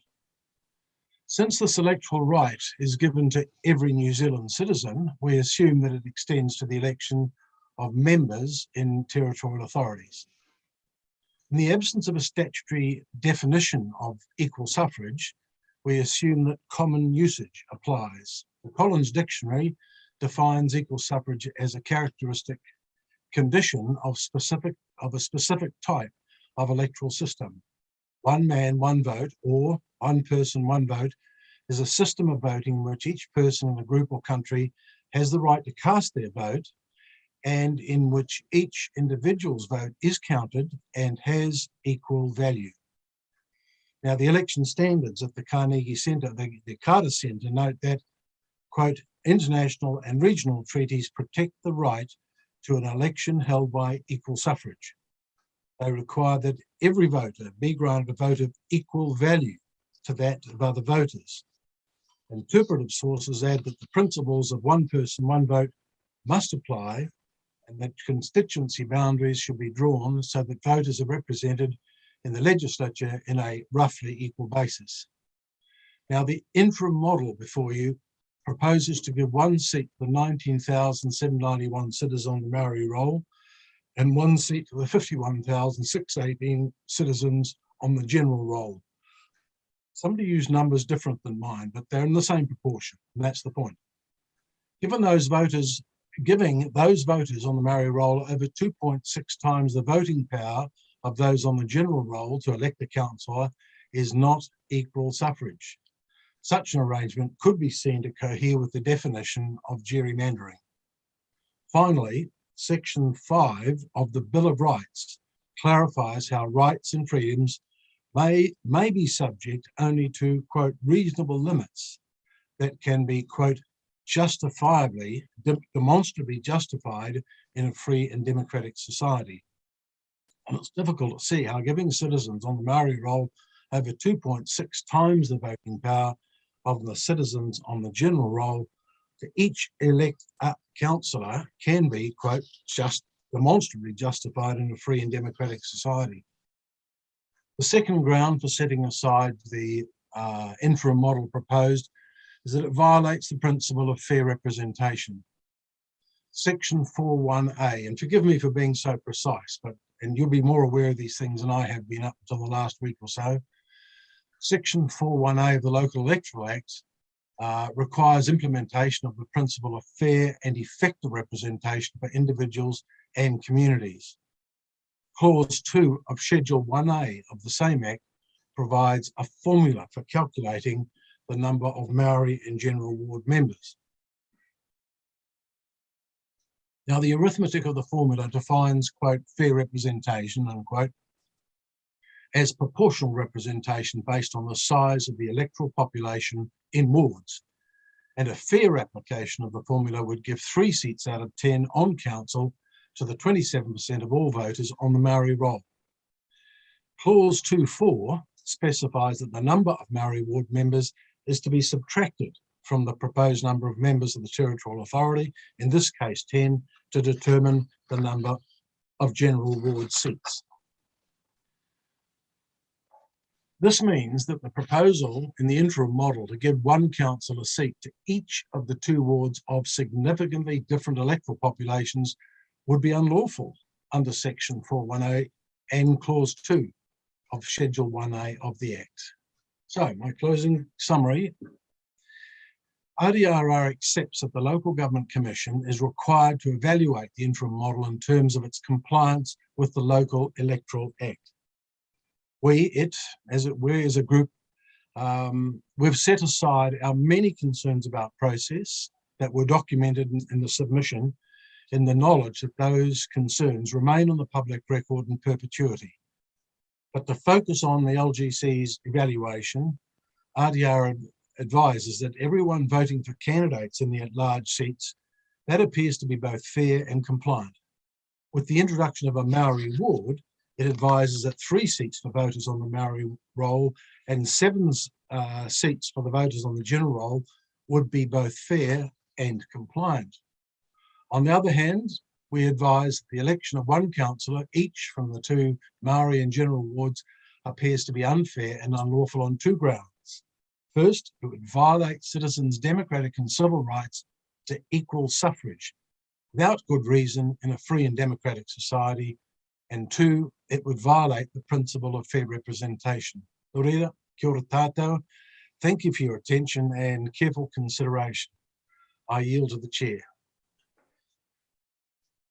Thank you for those observations, Reynold. Just let me get this screen going right.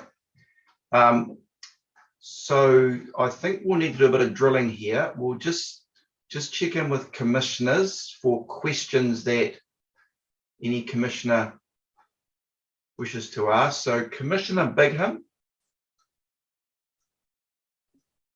Kia ora, Reynold. Thank you for your time. Oh, yes, it's still this morning. I always have to check the clock before I say morning because I'm usually wrong. So thank you for that. Just interested in your interpretation of equal suffrage. And I note that you highlighted that in the absence of a legal definition, you have taken it to mean what you explained. I'm not sure that I have the same definition of equal suffrage based on my previous knowledge, but also on what you explained today, and that being everyone has the equal right to vote. Because I'm a bit confused in the submission where it talks about one of your main concerns is that those on the Māori roll would advance from having 3 to 4 votes, an increase of 33% in the voting power. Where in the Bill of Rights or in the legislation does it talk about, is there anywhere, I don't know, so I'm asking, anywhere in the legislation or the Bill of Rights, does it talk about there not being the ability to increase voting power? Has that terminology been referenced anywhere in any of that documentation? No, the LEA does not define equals. You're quite right. The LEA doesn't define equal suffrage, and in my view, it should. It's such a crucial issue. Given it is a human right, it's defined in the Bill of Rights as one of the rights that we're all obliged to deliver to people. So setting it aside is a major oversight. And indeed, the council's attempt to displace, in my view, local suffrage with voter parity is mistaken. It's mistaken in law, and it's certainly not fair and reasonable. But can I just interject? How has the council done that when they are enabling people the ability to vote? They haven't disabled anybody from being able to vote. So again, you're taking your argument, taking it to voting power, doesn't seem to align with what my understanding is equal suffrage is. Well, equal suffrage is assumed by the treaty. Can I point out that Article 3 gives the, quote, ordinary people of New Zealand the same roles and responsibilities of citizenship. And so it assumes that we're all going to have the same, each person, one vote, one value, are going to be taken for granted if we all have the same form of citizenship. There can't be weighted citizenship. There can't be weighted votes. The votes have all got to have the same value. So if that would be the case, then how would having 7 votes for the general roll be fair compared to those on the Māori roll only having 4 votes? No. Our latest position is alongside Te Tātou supporting the 3-7 model. That is 3 votes for those on the Māori roll that choose to be on the Māori roll. It's a right they have. And 7 for the people that are on the general roll. And as Mike has just pointed out, we have many of our Māori friends who are on the general roll. So people have got to have, when they vote, they've got to have votes of the same value, the same power. And that's very important to us, but it's also a right given to us in our human rights to have votes of equal value. Equal suffrage is actually determined in our Bill of Rights. Unfortunately, it is not defined in the LEA. Okay, and that's where obviously we have different interpretations of what equal suffrage is. So thank you for that. Yes, it's an incredibly, in this context, we're faced with a proposal for a 118 model, which gives priority to voter parity. Voter parity is not an obligation given in the Local Electoral Act. It is not an obligation in the treaty. And because the Fenton agreement was actually settled back in 1993, it is quite improper. It's irrelevant. You cannot now draw from that Fenton agreement because it was a full and final settlement. You cannot draw from that an obligation to provide voter parity. That is a mistaken argument. I just might check in there. So in the right of reply, in relation to the Fenton agreement, it would be useful for the council to articulate the comment, to respond to the comments made by Mr. McPherson, just so we get some real clarity around what the council's understanding is compared to what Mr. McPherson has said. Mr. McPherson, the question that I have is to understand at what point did you become aware? Now, hold on, let me start that again. The council's final decision of 118, did you at any point in the process become aware of that prior to that decision? Was there any dialogue prior? That's an extremely important question. Thank you for raising it. The meeting at which the decision was made by council on a 6-5 vote, I would stress, we were surprised and dismayed by the sudden production of the 118 model as the interim and the sudden introduction of the 334 model to go forward as a local bill. There was no prior warning or discussion, and indeed, one of our Maori members of council protested at the manipulation of meeting procedures in order to introduce the 118 and the 334 models. So I can confirm that these ideas did not come to us for consultation prior to that meeting. Okay, thank you. No other questions, commissioners? We're all good. Oh yeah, Commissioner Piper. Thanks, Brendan. Sorry, I thought I'd raised my hand. You're right.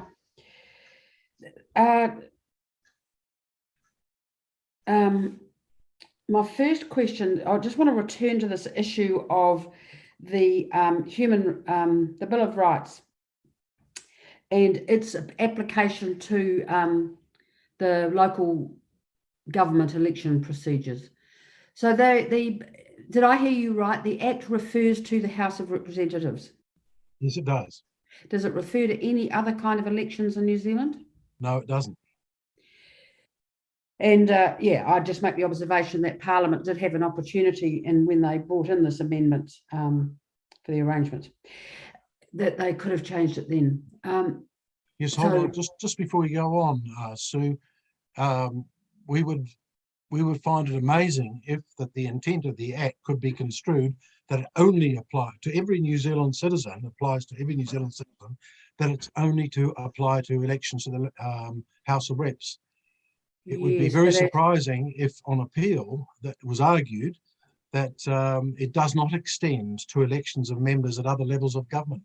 Well, I'd make the observation too that many local government units in Aotearoa do in fact have arrangements which effectively don't meet that requirement of the House of Representatives. So so my question is related to that. Given your concerns about equal, and there is a difference, isn't there, between equal suffrage and universal suffrage. Given your organisation's concerns about equality of representation opportunities at the council table, that is, the ratio between, and you've used the ratio between the general electoral population and the Māori electorate population. It's 3-7. Is there a better model, a better piece of arithmetic? Yes, we've been very strongly supportive of our rural friends' concerns about needing a voice at the council table. And so, given the early decision to restrict it to 10 members, we were a little uncomfortable, even though it does not satisfy, strictly speaking, the arithmetic of the formula. And the formula doesn't extend to rural seats as compared to general seats. It struck us as we need to find a way forward on the rural question, rural representation question. And in our discussions with our rural friends, we're very strongly supportive of the need to find a way forward. But we haven't yet, as an organisation, determined exactly how best to do that. So I'm sorry. what's the rural population of Rotorua district compared to the I urban? thought it was about 9 or 10%, maybe 11%. So how would you meet your concerns about equal suffrage if you had a separate seat for the rural community? Well, if you were to allocate a ward to rural, that my assumption would be that they would get to vote in that, and they would get to vote for one seat, and the other ward populations on a proportional representation basis would have their 3 and their 7 seats. So this, yeah. Well, I think the plus or minus 10% might get in the way there, mightn't it? You may have to have a lot more wards. Yeah, that meant, that's right. I think you're right. And yes, the constriction of having a maximum of 10 seats is the problem here. So what is the association's view on given the issue of equal suffrage, rural interests, establishment of Māori wards? What do you think might be an acceptable range of number of elected members, excluding the mayor? The elected councillors, yes, it looks like it could be wise to have 11. Or if you do the sums again, using the formula, it might come out as 3 for Māori, 6 or 7 for general, and 1 for rural. That would satisfy the terms of the formula. Okay, thank you. Thank you for your questions. Very insightful. Okay, thanks, commissioners, and thanks, Ranald, for the work that you've put into the presentation through to council and obviously today as well. We appreciate it. Thank you very much. Thank you. Anō. Ka kite.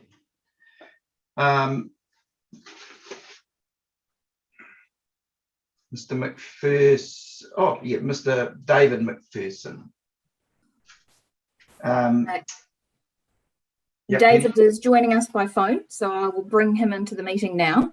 I think David can hear me at the moment, so I'll push the button at this end and we'll see how we get on. And commissioners, if you go to page 157. So David, you're in the meeting with us now. Hopefully you'll be able to unmute yourself at your end. Oh, perfect. Can you hear us? I can. And we can hear you. Over to you, Brendan. Kia ora, David, welcome. Thank you. And I guess I need to apologise to start with for the quality of my voice at the moment. My health is not 100% of what I'd like it to be, and it's affecting my speech to some extent. But anyway, I don't want to make excuses, but just bear with me and ask me to come back David. If you don't. We'll be with you, mate. Don't you worry. Thank you. And thanks for the opportunity to speak to you on the proposed model for the Rotorua District Council elections. I'd start by saying that I'm very disappointed that the process followed by the council in carrying out its review is not one of the issues that you're going to be considering under the Act, because it's the process that the council has used which has led to its flawed decision, and I'll mention some parts of that. Last May, the council decided by majority vote to establish Māori wards, but at the time it didn't give any consideration to the practical aspects of implementation. It developed electoral models for consultation and invited submissions. The staff summary of submissions that was subsequently presented to the council did not assess any submissions that didn't conform to its online format. Obviously, the proscribed layout of the online format simplified the work involved, but I didn't think that was any excuse for only partially informing the councillors. The bulk of the submissions that were put into the council favoured a simple model of 10 councillors, with 3 elected from the Māori ward and 7 elected from the general ward. But after hearing from the submitters, the council determined a representation model which in effect rejected 100% of the submissions that it received. Since then, the council has promoted a local bill to Parliament to enable it to have a a different electoral system to every other council in New Zealand. The 6 councillors who voted to do this, plus the MP sponsoring the bill, are the only people in Rotorua currently known to support the electoral model it contains. And in this morning's Daily Post, the Mayor has indicated that the Select Committee might not even call for public submissions on it. I suggest to you that in promoting this bill, which the Council has not consulted its citizens on, it is essentially thumbing its nose at you by saying that it has no interest in your determination, you might as well all take a running jump into Lake Rotorua. Oops, I'm sorry, Mr. Commissioners, I apologise for my tone just there, but you can gather from it that I found the Council's process most upsetting. It was a process that started well, then deteriorated, and finished up with nothing to commend it. But speaking to the matters that do matter under the Local Electoral Act, I submit that the electoral model should include 18 councillors elected from 2 wards, 5 councillors from the Maori ward and 13 councillors from the general ward, a mayor elected at large, and 2 community boards with the current names, boundaries and numbers of members.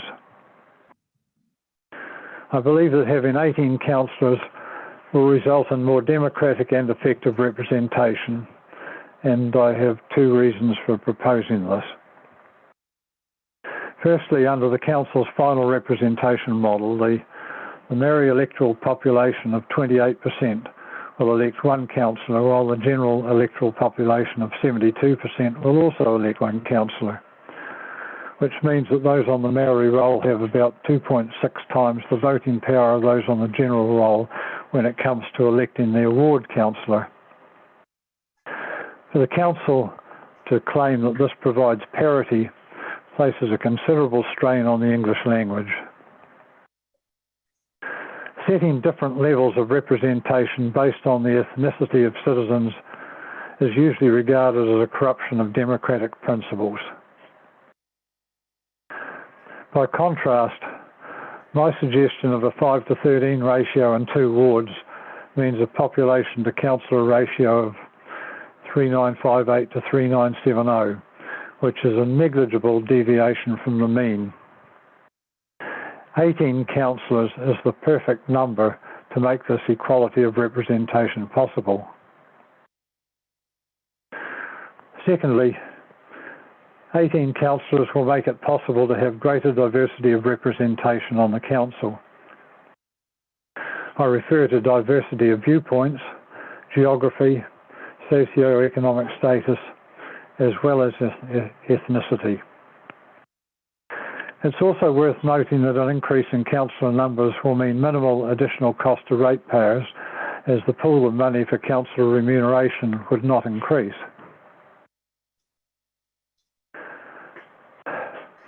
It appears to me as a mere resident that diversity of viewpoints is very limited within the present council, and consequently there is minimal support for any councillor who presents alternatives for debate. I was flabbergasted when the chairperson of the hearings panel dismissed such an increase in numbers with the statement that there was already an ideal diversity within the present council. The inference that you could take from this was that there was no need for any change, and that leaves me wondering why she wanted to make any change in the first place. If a change in the electoral system is being made, the driving force should be to make things better in the future, not to try and further entrench the status quo. By promoting inequality of franchise, the Council risks creating division, envy and frustration within its boundaries when it should be aiming to create unity and harmony. And while I admit to colour blindness and questions of race, I do believe that more than 30% of the current councillors have Maori heritage.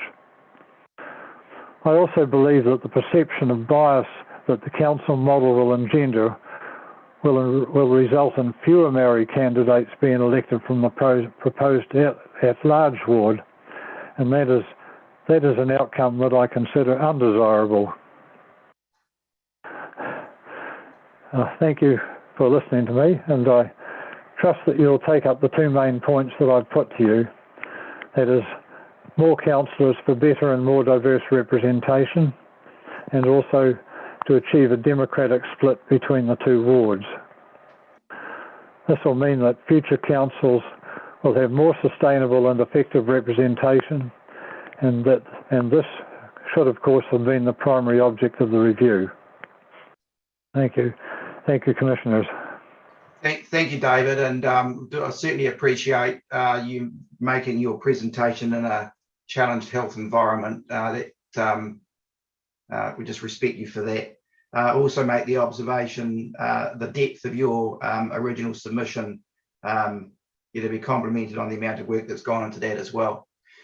So thank you for those summary observations that you've passed through today. I'm just going to check with commissioners if there's any points of clarity that any commissioner needs, or we may be pretty comfortable with what has been articulated. Commissioner Piper has a question for you, David. Well, I haven't, because I just want to say thank you, because you answered it in your presentation. Thank you very much for the effort. Yeah, thank you. Commissioner Bigham has a question. David? Kia ora, David. Thank you for being with us today. I just refer back to your submission where under the predetermination heading, you refer to an uncertainty around which ward non-resident ratepayer electors would vote in. Why do you think that's an issue? Would they not vote in the ward where the property sits? I guess I hadn't given much thought to that. Yes, I would say that you would be right with that. No, that's fine. Thank you. I just thought I might be missing something. Thank you for that.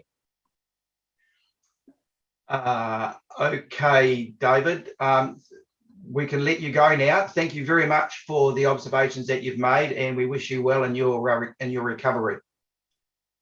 Thank you very much, Mr. Chairman, and councillors too, and commissioners, I should say too. Thank you.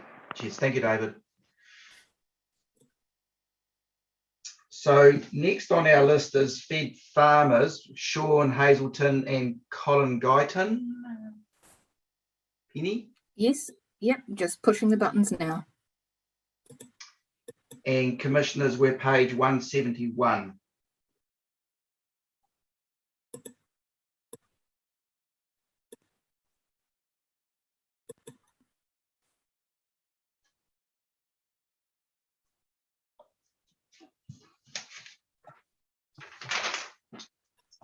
Kia ora, Sean.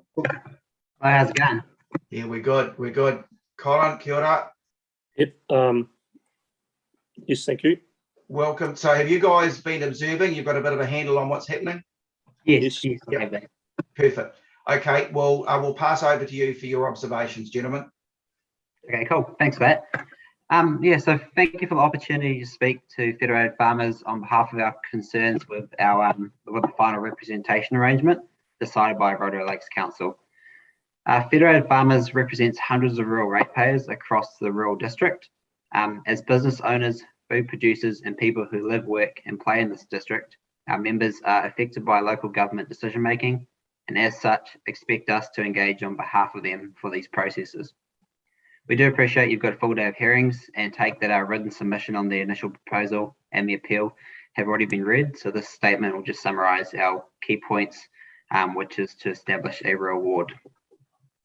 The establishment of a rural ward has been sought since the at-large system was introduced in 2010. We consider that a rural ward is required to meet the very important purpose of improving rural representation in council chambers. We were again disappointed when there was no suggestion to include a rural ward in the latest review, when it's well known that the rural community want this to be considered. There's no dispute that rural communities are a specific community of interest, which warrants fair and equal representation.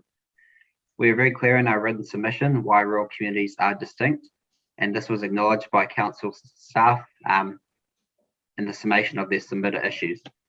We also reiterate these points in our appeal because from what we have read, the only stumbling block that seems to occur is that council is unwilling to move from 10 to 11 or more councillors, rather than opposition to the principle or reason behind wanting one. Federated Farmers has serious concerns that a ceiling on the number of councillors has frustrated our preferred arrangement. Rotorua district is large enough both in geography and population terms to easily accommodate 11 or more councillors. With regards to the size of the rural ward boundary, we have taken on board the findings from the Commissioner's 2016 deliberations and accept that a rural ward councillor will definitely benefit from the support of the Rural Community Board on top. Our main point is, though, that the rural board should be an additional resource, not a substitute for a councillor. Rotorua Lakes Council retention of the rural board is accepted, but we have seen without a rural councillor, we have seen a decline in the decision-making supporting our rural communities.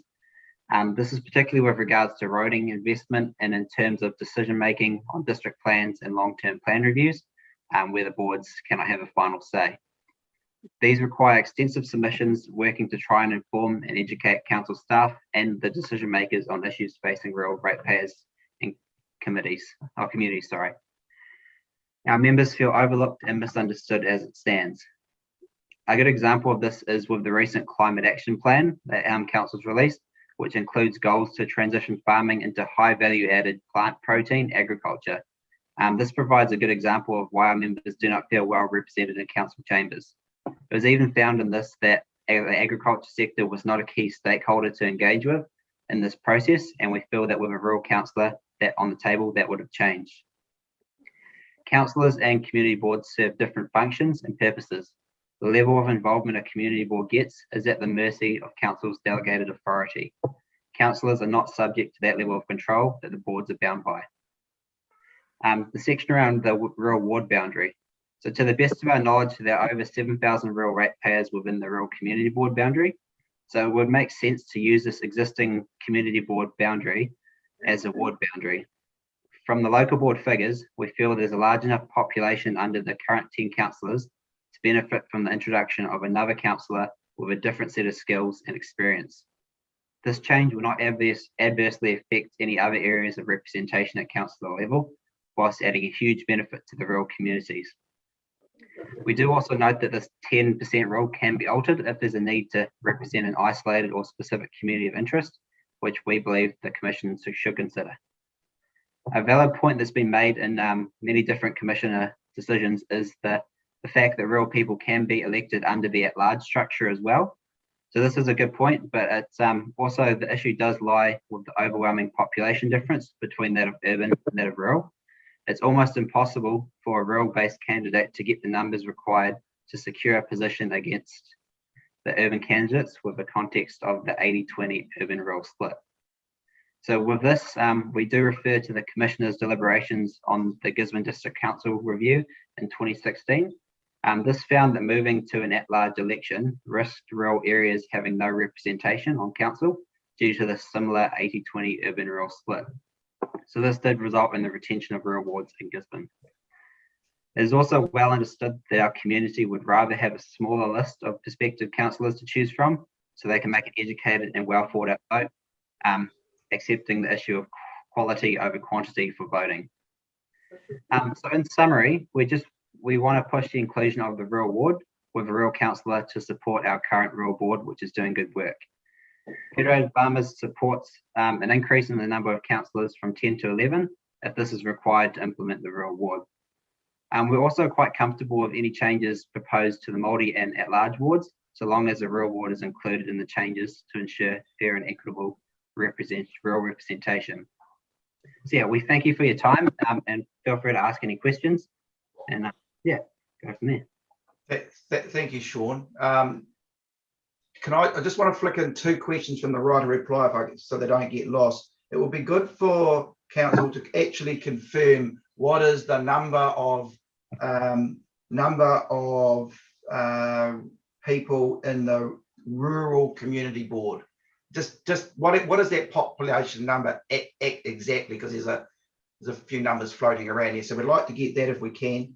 And also in the writer reply, council to comment about how you engaged with the rural stakeholders,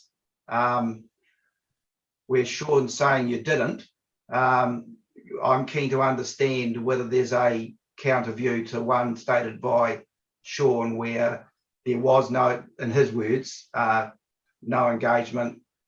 I'd like to hear from you guys, your position on that. So those are two questions for right of reply. So just, Colin, did you want to add anything more, or are you happy to just take questions?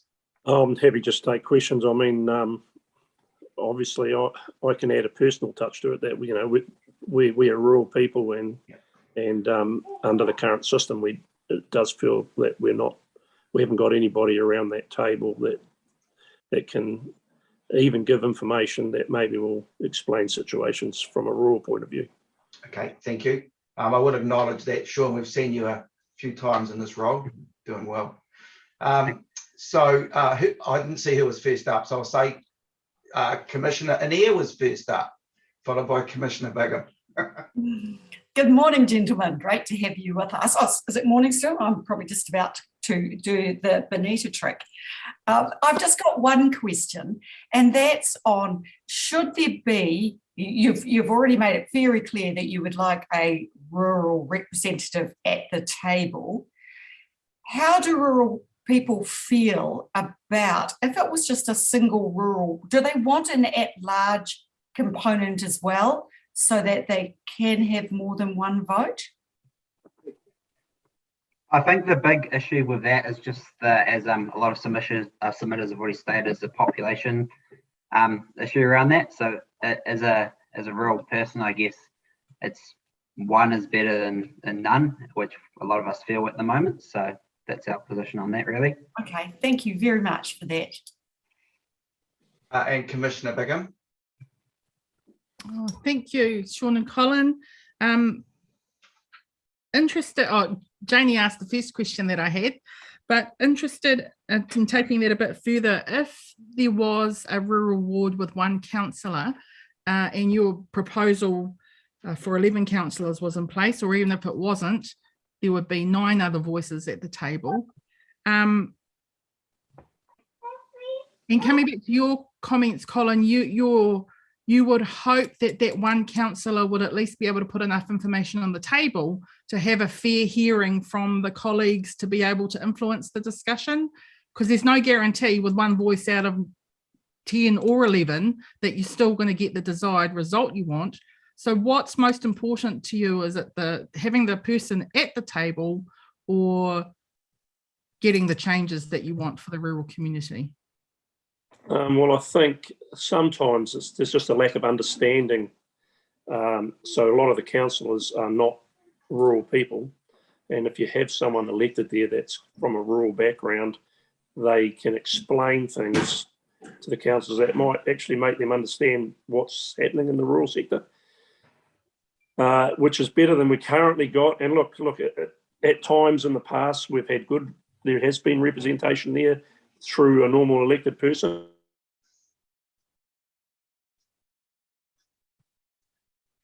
There you go, Sean, the challenges of the rural connectivity. Yes, exactly. If Colin's still buzzed, I guess add to that. A big point of it as well is the ability for a rural person to connect with their councillor. So as it stands, if there is no at-large councillor that is from a rural area, it's hard for them to, I guess, just pick up the phone, have a quick phone call and outline the issues if it's a rural-based issue, because there might not be that understanding that an urban focused person could pick up on if it's related to something dairy farming or a rural roading issue or schooling, which are different issues between urban and rural. I think Does that answer the question, Commissioner Bigham? Yep. Thank you very much. And Commissioner Piper. Thank you, Chair. Just a couple of questions.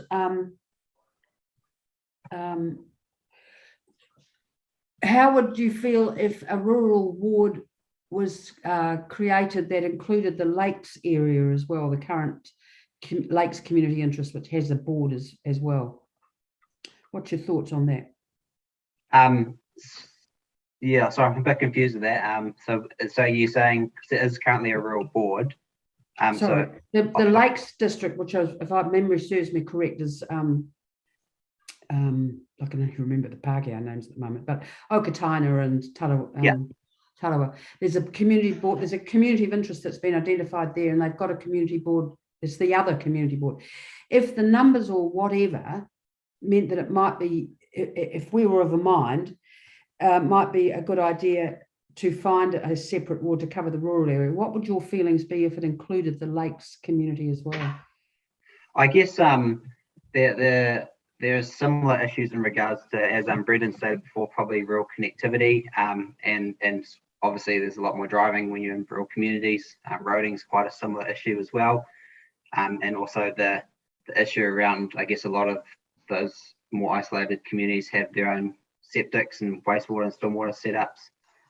So a lot of those issues are the same, but I guess there is also that issue with our members would see that there's a divide between, I guess, what a farmer's perspective is versus there's still, I guess, a lot of those areas are still what you call urban. So there's that issue, but yeah, there is still a lot of commonalities between being in the rural area. Thanks. And my second and last question is, you've invited us, when it comes to looking at a rural ward, to examine the isolated communities criteria for fair representation. Can you, I've got a map here. I know the district reasonably well. I have grandparents in Rotorua. So how do you think the rural ward might be able to attract, might be able to use the isolate? Sorry, I'm going to start again, Sean. I've tied myself up a knot. What are the attributes that we could use to establish or agree with you that the isolated communities criteria might be helpful for us and for the establishment of a rural board? I guess Colin's probably got more local knowledge on, I guess, how we can define why they're being off. Do you mind repeating that question? Because Colin's just jumped in, I see, just so he can hear it as well. Let's see if third time I can get it very clear. Yeah. You've invited us to consider the use of the isolated communities criteria as part of our thinking about the establishment of a rural ward. Can you give me some examples about why that criteria could be met? Sorry, my power just went off and it's just come back on again. I hope you can hear me. Yep. I think we have a lot to contribute to the Rotorua Council because we're big landholders. Means that we have reasonably high rates to pay, and I know that doesn't come into it from a numbers point of view, but when you're contributing a lot of money to any organisation, I feel like you should have there should be some form of democracy or representation for you, because it's substantial and we want to be involved. And I think just to add on to that as well, with isolated communities, just hearing from a few of our members that live closer towards the Taupo section of Rotorua, a lot of those people feel like they've been sort of isolated from Rotorua Lakes itself, and they, as I think it was Adrian that spoke earlier this morning, or Alan, sorry, they suggest that they'd rather be in the Taupo district because that's where they get more benefit, because they feel isolated from what Rotorua is offering them at this stage. So yeah, that's just one example of what I've heard from some of our. Yeah, can I press one more time? The isolated communities is to do with effective representation. Yes. Sorry, if I said before, I misled you. And that's got to do with things, tyranny of distance, of all kinds. Basically, it's about accessibility. So how long would it take to drive from the southern end of Broadlands into Rotorua? Remembering I've done it a number of times. Be 45 minutes probably, and if you were to drive to Taupo, it'd be about 25 minutes. Yeah, of course. I'm guessing. Yeah, and you've got members up towards the Whakatane border, haven't you? Yes. And how long would it take to drive into town, or for a councillor to drive back out again? Oh, that's probably more of a windy road than I guess if you're coming from Rotorua way, but I'd say it'd be a similar distance, maybe a bit longer still. It would be a bit longer still, but yeah. I reckon about an hour, yeah. There or thereabouts. Okay. Thank you, that's very helpful. Okay, I think we can conclude that discussion. Colin, I will say to you that we've seen Sean on a number of occasions representing Fed Farmers' perspectives. You've got a very good man who articulates your views well, and Sean, in your summary presentations, you do that very well. So good work, good stuff. Well, thanks for that, Brendan. Appreciate it. Thanks, guys. Thank you, Commissioners. Okay. I think we're nearly there. We're down to Te Tato o Te Arawa presentation. We've got Jude Pani and Raweri Waru. And we're only about 40 minutes behind schedule, unbelievably. So we're not doing too bad. I'm working on bringing them into the meeting. It looks like Colin might have just frozen on us, so I don't think he's actually there, just for everyone who can still see his photo. Not very respectful. Yeah, obviously that storm's getting close to him. And commissioners, we go to page 146.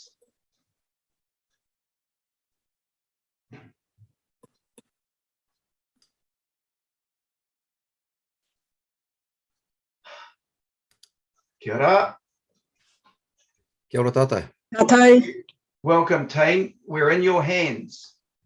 But let me just check. You've obviously been watching, I believe. Yep. Yes. Thank you. Absolutely. Thank you.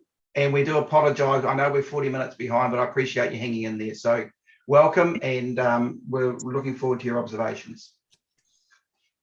Kia ora tātou, o tira ki ngā kaikomihana me ngā kaimahi, he mihi tēnei. Ngā mātou nā te tatau o te arawa, e rere atu ana ki a koutou katoa. Tēnā koutou. I know we've only got a certain amount of time, so I know we won't muck around kare mātou mo te makarauna, because I know Jude's got us a presentation to show and share with you, and hopefully there'll be some time for us to have some questions and kōrero amuri atu nei. So kai te mihi atu ki a koe hoki, e panira, tēnā koe, e noho mai nai tērā tūru e tikana. Nā reira, kai te mihi atu rā ki a koutou, e te manukura, tēnā koe, me sea koutou katoa, e noho mai rā i roto i te whare o te kaunihera, tēnā koutou. Hoi anō, ko Jude o Raweri Waru tōku ingoa, ko au te tiamana tuarua o te tatau o te arawa. So just a small introduction, my name is Raweri Waru. I'm the Deputy Chair for te tatau o te arawa, and I'm just here to support our kaupapa and our CEO, Jude Pani, who I will throw the rākau to right now. Smooth, eh, Jude? Kia ora, Raweri. Thank you, Mr. Chairman, Commissioners, and Penny, EJ and Donald. Kia ora to the team. I've got a brief presentation, Penny. Can I just share my screen, Mr. Chairman? Yes, Absolutely. go right ahead, Absolutely. Jude. Yes. And just to confirm, we have received that in advance as well, just so that you know. I've made a few changes. We're going to check you then. We'll check you out as we go. Yeah, just listening to the kōrero, and I thought I would just adapt it slightly. So thank you again for the opportunity. Have you got the screen okay there? Yes, we have. So, yes, and kia ora to my council colleagues I see sitting in the council committee room also. Thank you for the opportunity to speak to Te Tatau o Te Arawa's appeal to the representation review. And as the Mayor talked about in her opening kōrero, I thought it would be appropriate and helpful to bookend a few slides that Te Tatau want to present to the Commissioners today with partnership. Te Tatau o Te Arawa is a partner with Rotorua Lakes Council, mandated to serve Te Arawa whānui, and we've got 14 members elected from across the spectrum, and Raweri here represent land trusts and corporations, and there's a few others in the room supporting me today that represent other sectors of Te Arawa. And as the Mayor also said, 2 of our members are appointed to SP&F committee, the strategy committee that made recommendations on this kaupapa. We're a charitable trust, and our board has a strategic plan, and I lead the operational arm, which has got a work program, and that is all aligned to the Te Arawa vision, which was launched in 2020. And Te Tato's justification for really leading out hard in this kaupapa of the democratic process relates through to the leadership and influence strategic direction in the Te Arawa vision of Te Arawa Rangatiratanga. And I suppose just looking at that, and also Lachlan's kōrero around parity in the equity conversation, you know, this is what the people asked and charged Te Tato to as we move forward on the vision. It was around future has the best leaders making and effectively implementing the best decisions about our resources. So with that in mind, Te Tato really pushed hard on the Māori ward kaupapa after the minister changed the legislation. And there was a view expressed from different quarters and in council that we've got this partnership that's really effective. We've got 4 members, absolutely incredible, capable Te Arawa members that are elected under this current model. We're on this journey, and we've got an effective partnership and operation. Te Tato was really concerned we weren't asking the people. We weren't going out and checking, testing. Where's Te Tato sitting? What do the people think? It's been 5 years. Let's test it with the people. So really, Māori wards were established as a direct result of Te Tato pushing hard in this space, pushing hard in the democratic process space, and we undertook extensive engagement with Te Arawa. And we thought council wasn't having enough of a conversation with the community in this space. And then with our engagement process, the people always expected Te Tato to come back and talk models. Well, what does that look like? Because we didn't know then. Of course, the Māori seat numbers are all based on general seat numbers and a percentage and population. So we could roughly talk 10 members, currently 28% are on the Māori roll. That would equal under the current model 3 seats. So we went out again under the representation review umbrella, as with Māori wards, checking again with Te Arawa Whānui and those on the Māori roll. We were given a clear direction. If we can't get equality of seats, and I will say here that Te Tato is absolutely 100% supporting council with this new legislation, with the local members bill, which does provide equality of seats. But we're here today to talk about the final proposal of the council, which is under the Local Government Commission's power and consideration at this point in time. And what the people said to us, Te Tato, we want 3 Māori seats. We understand we're going to give up potentially the ability of some votes, but come what may, we want decision-making ability around that governance table. So I'll just talk quickly about the process. There were 2 processes running in parallel here. Council facilitated their process. Elected member forum, which wasn't public, it was a public excluded process. They agreed these 4 principles, produced 8 options, and sought feedback on 3 of the preferred options via a website poll. And Te Tato did participate in the council process, but we were always really clear that Te Tato would bring forward into that process the views of Te Arawa and those on the Māori roll. So Te Tato tested those 3 options. Again, clear and definite preference from Te Arawa and Māori, generally 3 Māori seats. And just in terms of process, Te Tato's 2 members that sit on Strategy, Policy and Finance Committee took no part in Te Tato's decision making. So we kept those 2 members really safe. They could participate in the council committee process without fear of being conflicted and not able to participate. So in terms of process, Te Tato cannot support anything less than 3 Māori seats. We definitely can't support the final proposal of 1 Māori seat, nor the initial proposal of 2 Māori seats.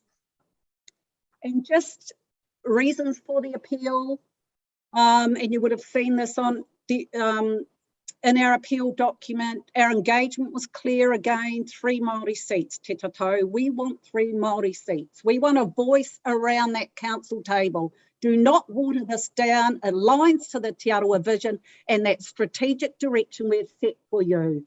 The other reason is there was absolutely no conversation with te tatau or the community with this final proposal. It's like all of a sudden the goalpost changed.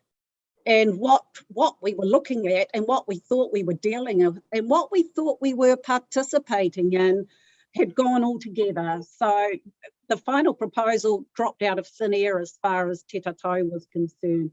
Doesn't align with the council forum options, neither the preferred option that was taken out, that 442, and the guiding principle of 3 Māori seats we consider was not reasonably considered and given appropriate weight. It was one of the 4, 1 ward, 3 Māori seats, absolutely a fundamental guiding principle at the start of the process in those elected member forums, no longer in the line of sight. And we consider te tatau too much emphasis on this parity of voting. And it was never one of the 4 agreed principles, but all of a sudden we've got this parity of voting. And I must say, I've listened back to the appeals, to the submissions to the initial proposal. I cannot find emphasis ever put on parity of voting, and definitely the hui we facilitated, the online engagement, the surveys. When we got back, the people understood there would be a cost, but they were prepared to wear that for the sake of getting 3 seats around that council governance table. Decision-making power they wanted, not an individual voting. So, and equity, this equity parity. And we are adamant, and you know, I have to say that the lens of those for whom equity restoration is being sought should be the guiding perspective when considering equity restoration. And te tatau, the feedback we got is equity is restored not by giving me an individual a vote, but equity is restored by maximising the power and the decision making around that council table. And fair and effective, Lachlan mentioned that, and that's why I picked up on fair and effective, because I know the LEA. I've had a life in local government, and you know, te tatau believes that the fair and effective representation would be better served, absolutely better served, by having 3 Māori seats.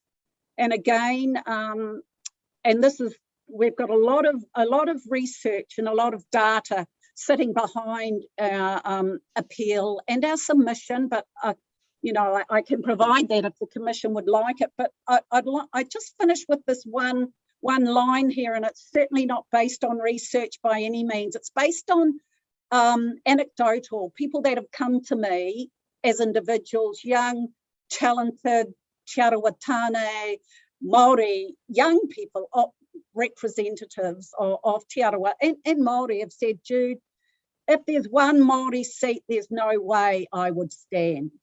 There's no way I would stand to represent over 21,000, I think it's closer to 27 on the Māori roll. The weight of expectation on my shoulder when I don't have any colleagues to rub up against in the Māori seats would be too much. So I think we won't get the best in terms of democratic process.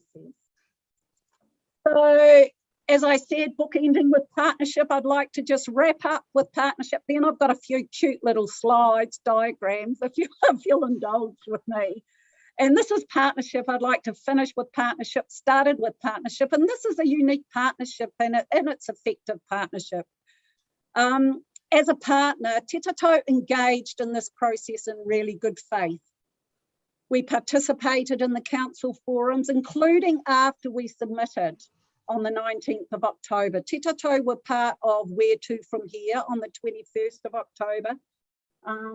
We led really robust engagement with Te Arawa and those on the Māori roll, really robust. And the board members were at the forefront of that, engaging with their people. Our appointed members removed themselves from Te Tatou decision making, so there was absolutely no issue there. I'm very clear on elected members' interest matters, so I made sure they were safe. And we were shocked and surprised when the first idea we had that the initial proposal had moved to a final proposal of one Māori seat was when we read it in the public agenda.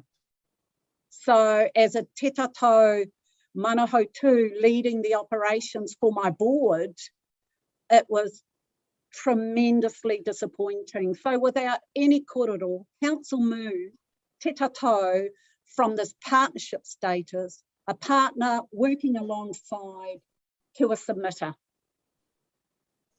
So I'd just like to, if I may, finish off with the final proposal. One Māori seat. Absolutely, the people have told us, coal. No, no, no, no. We want 3 Māori seats due. Initial proposal, if there's a fallback, coal. No. 8 votes, 6 votes. The people have said, we don't mind. We want power around that table. We want decision-making power. And what the people did want, and Te Arawa proposal that we're representing and presenting to you today, is 3 Māori seats. So definitely an aye and definitely a tick for 3 Māori seats. So kia ora koutou, that's it, Mr. Chairman. Thank you very much for... Hi, Jude. Kia ora, Jude. You made that pretty clear. No. We might just clear the screen, please. Yeah. Let me just see what we've got here. There'll be a number of questions. I just need to get one question nailed. It might have to come up in the right reply, but can I just refer to, for commissioners, it's page 126.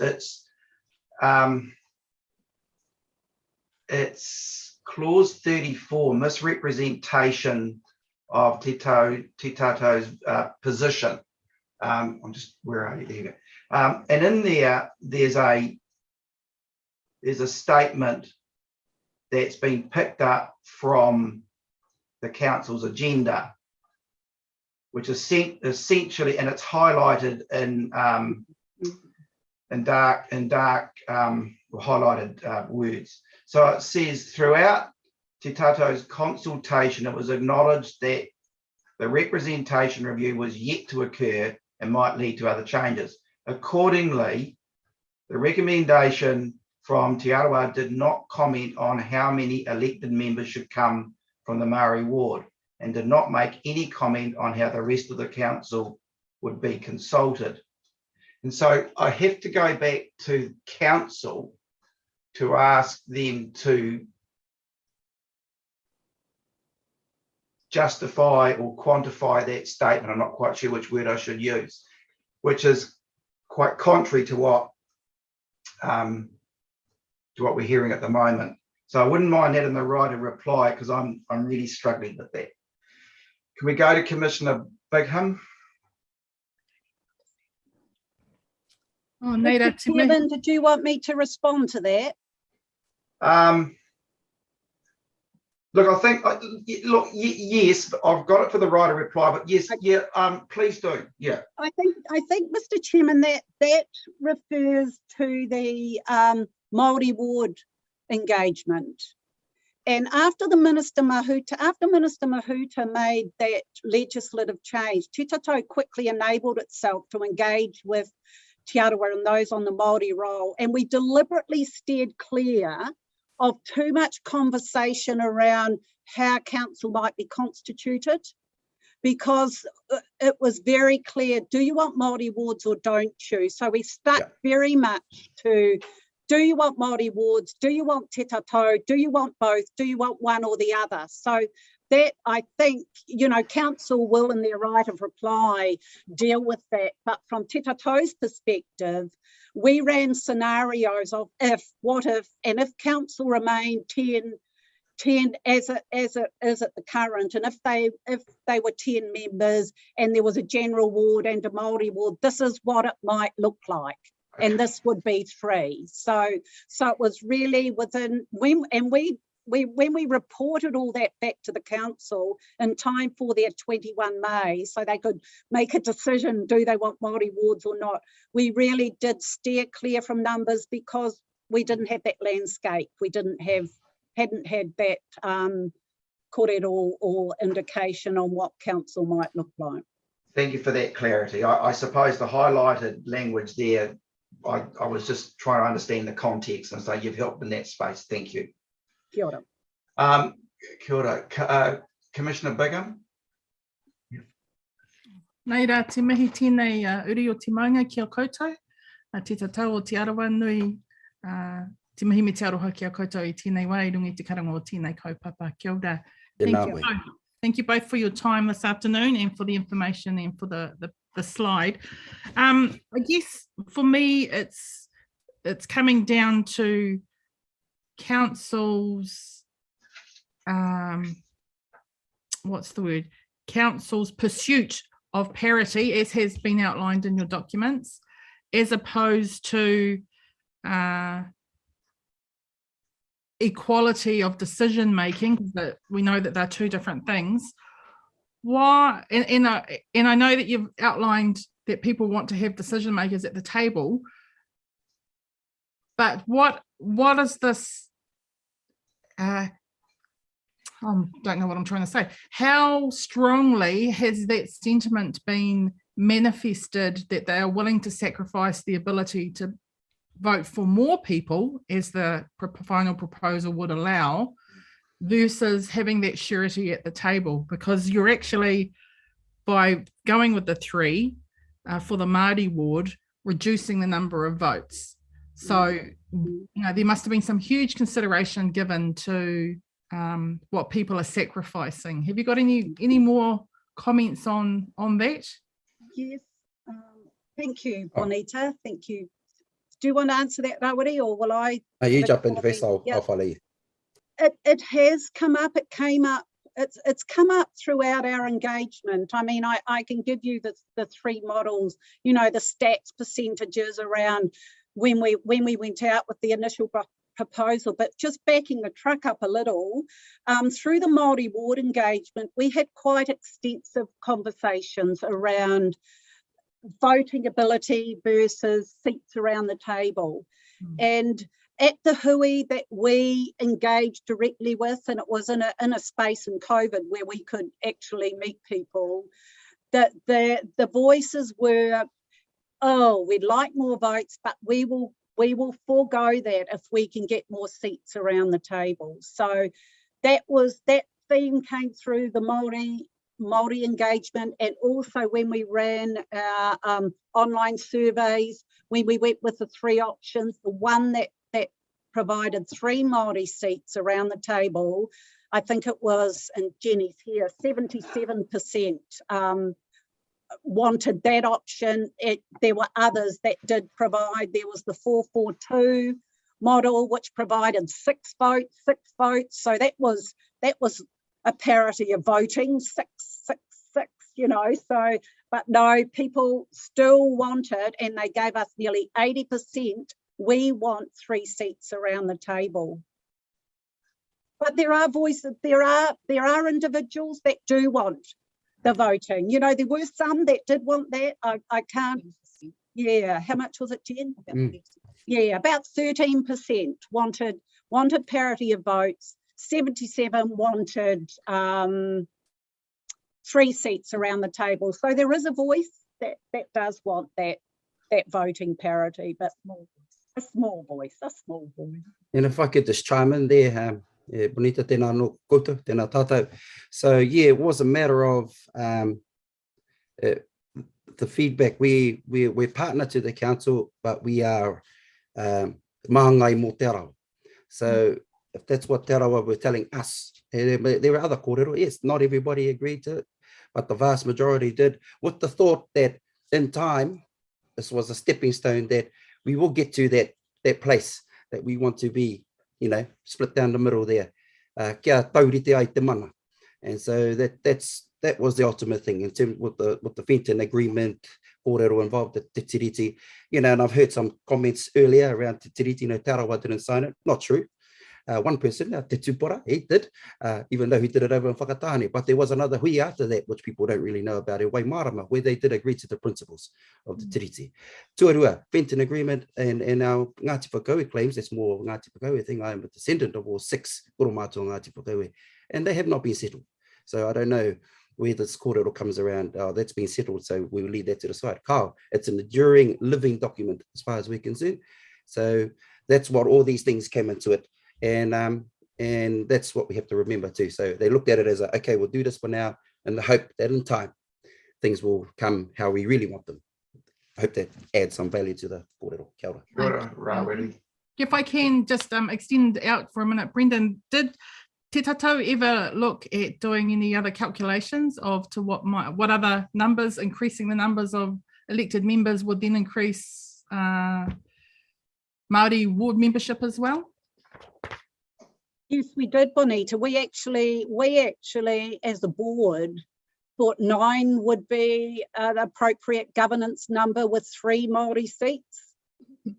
We did the equations, and nine members delivered 3 Māori seats. But we really didn't play more than that or work too much more than that in the space, because we tried in good faith to work with the principles that council had established in those elected member forum. And one of those principles, very early on, the current elected members determined that 10 was an appropriate number to govern the district. So we worked with that, and we really were stuck just to work with what we had before us and what fitted within the legislative framework. But yes, we did. We went for 9. So our fallback position would be 9, with 6 general and 3 Māori and none at large. Kia ora. Can I just ask the council then in the right of reply if for the rationale for only presenting Te Tau o Te Arawa with the 10-member model and then asking to go for that or to figure out what might be good under that 10-member only model as opposed to any other potential equation. Kia ora. Kia ora. I think just to clarify, Commissioner, that 10-member model was worked up through the elected member forum. There were 4 forums, so Te Tatau were part of those forums. Okay. So I think it's a little bit, it's a fine line to say Te Tatau were presented with the 10-member model because we were part of the forum, albeit we did run our own process, but we didn't run our process on the overall makeup of the district. I was just going to add that, so kia ora. Kia ora. Oh, ignore that question then. Kia ora rā. Ngā mihi nui kia korua. Brendan, I've put my hand down because Bonita very cleverly asked my question. Thank you. Fantastic. Okay, Commissioner Piper. And mine, but it's I want to be clear to the council that I would like them to discuss in their right of reply the 4 principles and why it was that the parity one, on the face of it, ended up being more important than the number of councillors at the seat elected from the Māori ward. So in that space,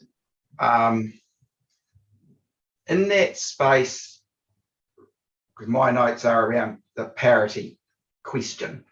I'm going to ask it.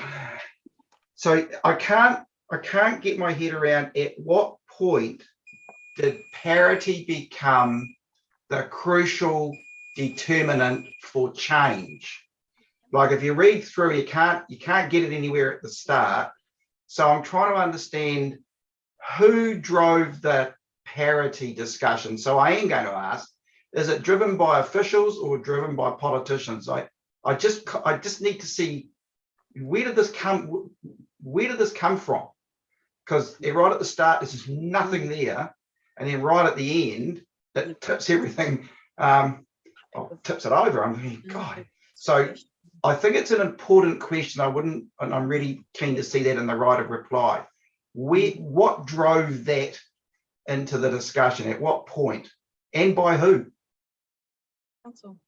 I don't know, but do I get a sense that we've concluded the questions? Yes, we have. So to Jude and Rawedi, thank you for the observations. Thanks for pre-sending the slides. That helped. The graphics were fantastic.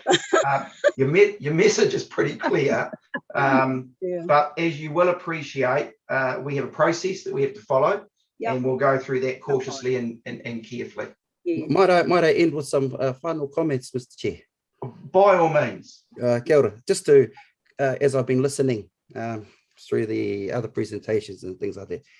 So, the farmers, Federated Farmers presentation, kapai. I'm a farmer myself, so I know what they're talking about, but there are some things fundamentally wrong with the way that the voting happens in terms of on Māori role, general role, and they talked about Māori heritage getting it. Hi, I'm Scottish as well, just so you know. So shouldn't I get a thing there? I'm also owning lands that have plenty, especially in Te Arawa, farms, forests. Do I get a vote there? No, I don't. But just putting it out there, democracy was something our fathers come up. I heard that comment, I think, with our old friend Mike McVicker there. None of mine had that discussion. And so I just want to sort of put that forward and make sure, kai te mārama tātou ki te kōrero ne, kai te mārama. So you can get an idea of where we're actually coming from and from where our people are telling us. And don't forget, we were actually thinking about whakaaro manaakitanga as well for our people that are not of Te Arawa, that live in Te Arawa. We still look after them as well. So that was taken into account as well. And our people gave us a very, very clear directive. And if you can get 100% agreement from any board or any kind of organization or group or iwi or hapu, then you must be that fellow upstairs because nobody else can. And even he struggles. Nā reira, kamutu wake waku mihi kone, I just wanted to sort of put that in perspective from our thing, and very appreciative of the mahi Jude does for our board. And actually, ahakua te aha, we're still partners with the council, and this is what we do. He kōrero, e tahi wā kāri te whakai, we don't agree, but it's all right. We're still there, and we're going to make something positive come out of this. Nā reira, koe rā noho tāku, and thank you for indulging me, Mr. Chair.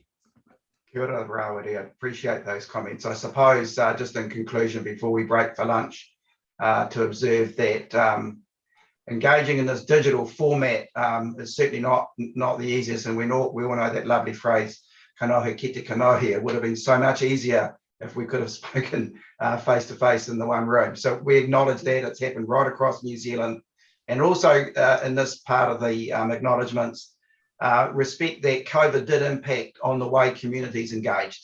And I know that was made by council, and we as Commission genuinely acknowledge that didn't make it any easier, and every local authority across New Zealand had to find a manner that worked best for them. But under the circumstances, I think we would agree that everybody got a fair go today. All of the appellants have had a fair run at it. We're only an hour behind schedule, which is pretty normal with every local authority across the country. So there's no world records being broken here. But we have reached that point where we say thank you for those observations that you've made, and we'll now take a break, which is well deserved by us all. To be fair to you, Mayor Chabot, there need to be a realistic amount of time for you to go away and deliberate and prepare for your right of reply. I'm suggesting that and have lunch. So I'm just wondering about an hour and a half break. Yeah. Does that feel reasonable? Yes. So we'll adjourn and reconvene at 2 p.m. I think that's fair. So everybody's nodding their head excitedly because they want to get to lunch. So Penny will give us the instructions to what happens now. And commissioners, and just before she does, commissioners will have a quick phone in after this. Penny? The message I have is essentially the same as when we had a break earlier in the day.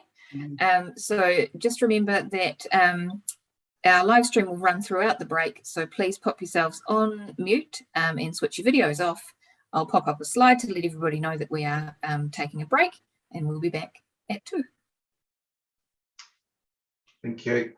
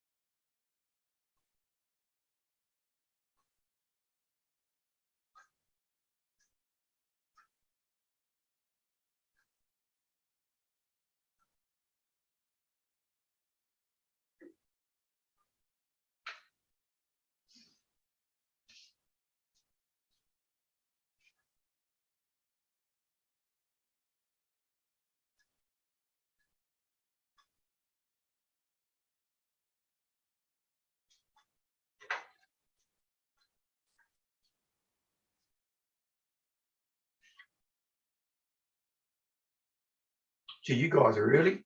You're on your game.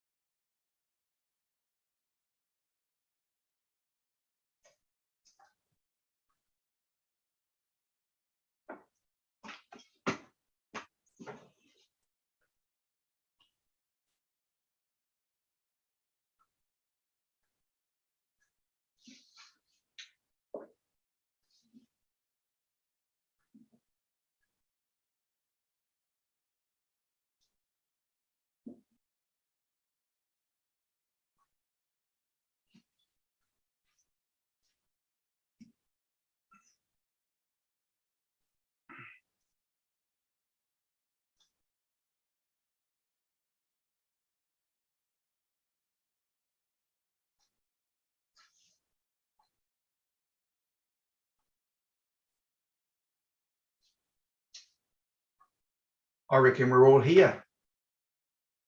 So on that basis, we'll reconvene, and the protocol is that we now pass back to you, Mayor Chadwick, for your right of reply. Thank you. And can you hear me clearly? Yeah. Thank you very much. And also thank you for the set of questions that we have captured and will respond in our right of reply. And could I also introduce Councillor Mercia Yates, who's the Deputy Chair of our Operations and Monitoring Committee on Council, and she will be speaking to one of the aspects that you raised as a question.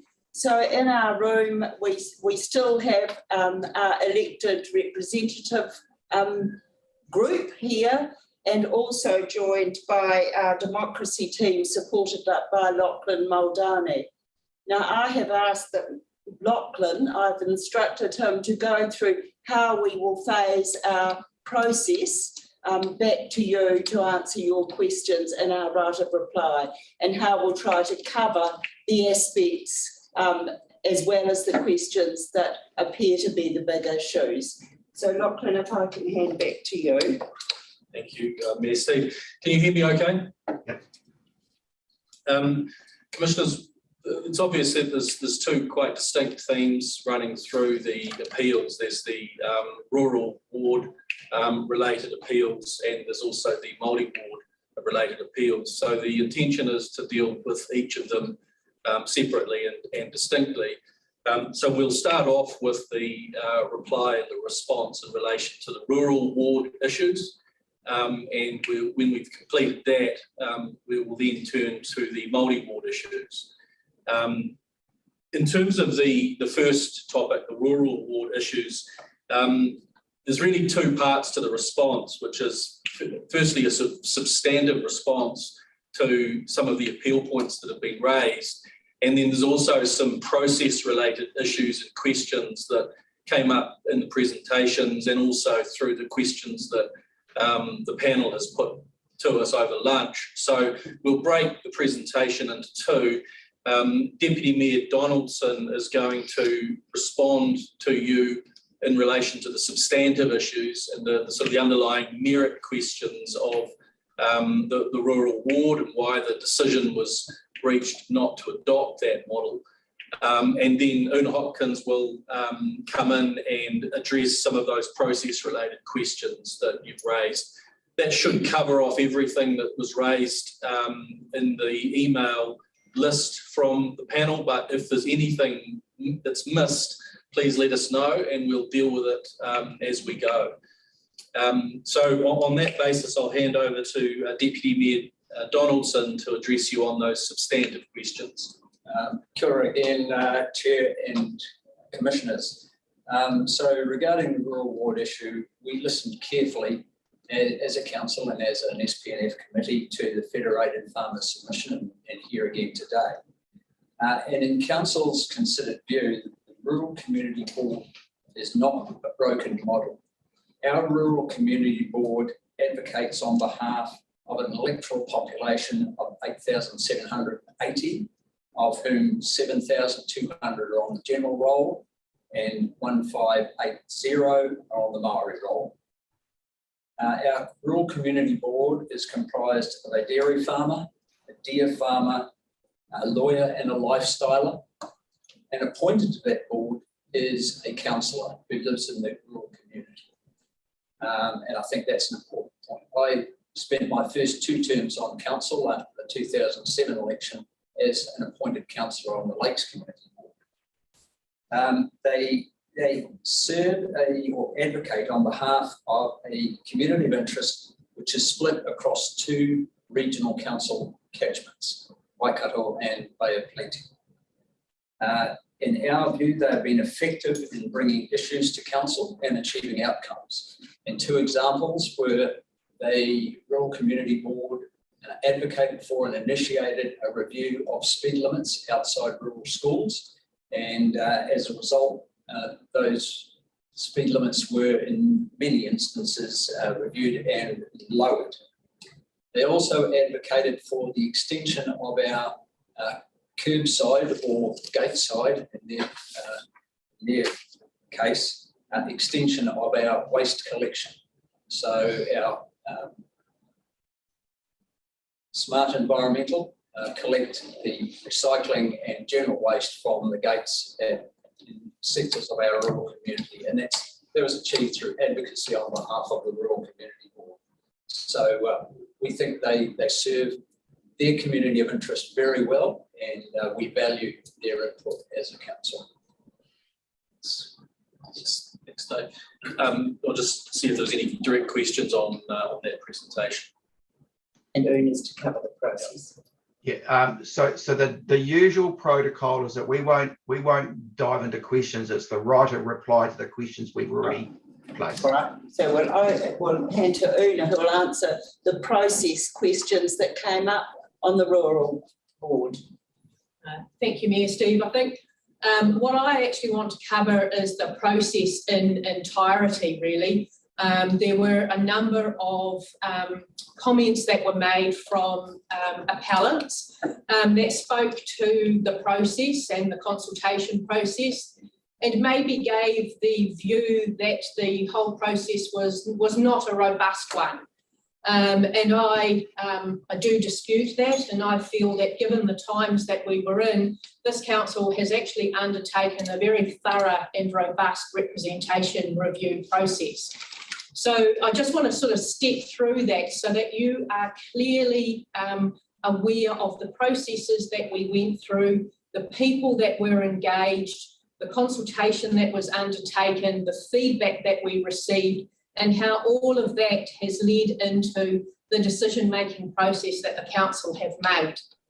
So hold on. So just help me. Which specific question are you answering? Una's covering the process issues over both, because there were process issues in both issues that came forward in your questions. Yeah, but we were just told a moment ago that you were going to focus on the rural. Yes. So what are you doing? You're doing rural or are you doing both? My understanding. Question 5. And what's the question say? Please explain how the council engaged with the rural community through the representation review process. Yeah, right. So can we stick to that piece, please? So the rural community was, like every part of the community, had the opportunity to participate in a number of digital engagement that was undertaken. We must remember that the majority of this engagement on the initial proposal was done in a state of lockdown. Yeah. So we agree as a council that a number of our face-to-face usual methods of being able to engage couldn't be undertaken in this space. However, every effort was made to address all members of the communities, and we ran a very thorough online digital radio interview process during our engagement phase. In particular, and coming out very close towards the end of that closing of the consultation period, the rural community ran a workshop of which democracy staff and the Rural Community Board hosted, And at that time, the Rural Community Board invited members of the wider rural community to come along and participate in that workshop, understand the initial proposal and feed back anything that they wished to have in order of putting together a combined submission from the rural community. Here we are. And you had the other question about were they consulted? Question 1. You've got the questions in front of you? Yeah. And again, so just to step in on that one, as part of the overall process following the hearings, it was noted that the information that was coming out of those hearings and the very strong themes in the submissions, the councillors, the council, the elected members, needed to have another forum. And as we've said before, our forums are an opportunity where all of our elected members come to the table and have the opportunity to go through all of the information and to set direction. That additional forum was set up, and again, all our members were able to be in attendance at that. And it was in that forum where a conversation was directed to the staff and the organisation to consider the feedback around parity and equality, and why couldn't there be equal numbers between the Māori ward and the general ward. That was the clear and definitive message from that forum, and from that forum we sought our legal opinion, went out and worked with producing a model that was lawful and met those requirements. All of that was then brought back to the Strategy, Policy and Finance Committee, and then at that stage the Strategy, Policy and Finance Committee discussed and agreed to recommend to Council a 118 model. And we've got some questions too. Questions 2 and question 9 from Deputy Mayor Donaldson. So our 2 community boards, the provisions for them in our governance model, our existing governance model, is that they're each comprised of 4 members elected by the community of interest and 1 appointed councillor. Now, the rural board was established in our previous representation review at a time when we had 12 councillors. So this is also talking to question 9, 12 councillors at large. We reduced that to 10 and established the Rural Community Board and appointed 1 councillor to both the Lakes and the Rural Community Boards. Now, those community boards have a representative on each of our 2 committees as a whole. So a Lakes Community Board elected member comes to the Operations and Monitoring Committee, and also to the SPNF Committee, Strategy, Policy and Finance Committee. One member of each board. The chairs of the 2 community boards sit on our Strategy, Policy and Finance Committee. Also, in addition to question 9, why is 10 the best number? So in our view, that's down to the effectiveness of our partnership with Te Tata o Aotearoa and the community boards. And that's why we reduced to 10 at the previous representation review. Also, the consultation feedback at this representation review was overwhelmingly in favour of retaining 10 councillors on our community, on our council. Those are the issues of the rural board. And I'm sorry, Brendan. Sorry, could we just repeat the answer to that question? Because the 10 because of effectiveness, and that was an agreement with Te Tata and who?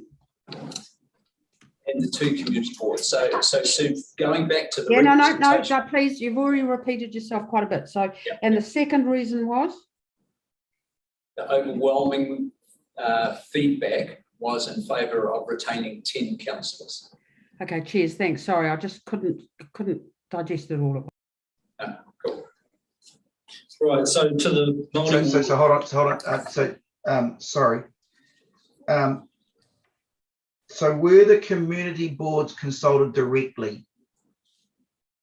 They attended all of the workshops. Pardon me? They attended all of the elected member workshops. That's community boards and Te Tātou o Te Arawa. They were involved in the direction setting for the models that. Yeah. Can I just step in there? I think we're missing a point here. We went out and consulted on an initial proposal, which was 244.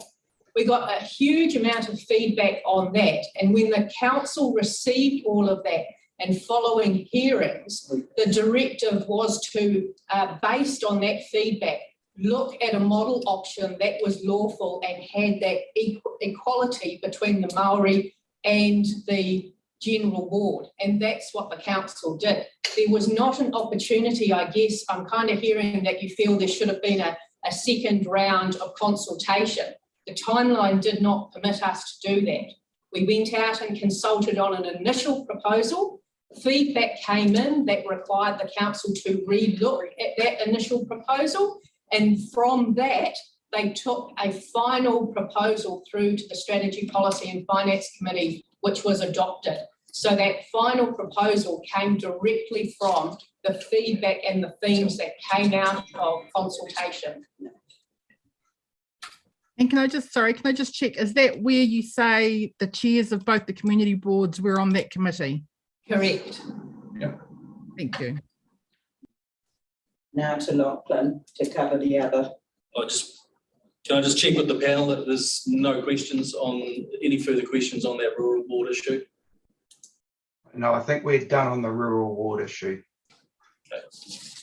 Thank you, sir. So moving to the Māori ward issue, the critical theme, I think, that was coming out of this morning's presentation and some of the questions that were raised was, firstly, this question of the issue of parity and where it arose from, or when it became highlighted. And I want to make the point that the first, one of the guiding principles that established the review process was this concept of fair representation for electors. And I suppose the submission I would make to you is that embedded within that concept of fair representation is this potential concept of parity. And the concept of parity really came through the consultation process. And I'll ask the elected members just explore and explain exactly how it emerged as a highlighted issue for you. So you'll get some, hopefully some helpful narrative on how that issue emerged and became highlighted.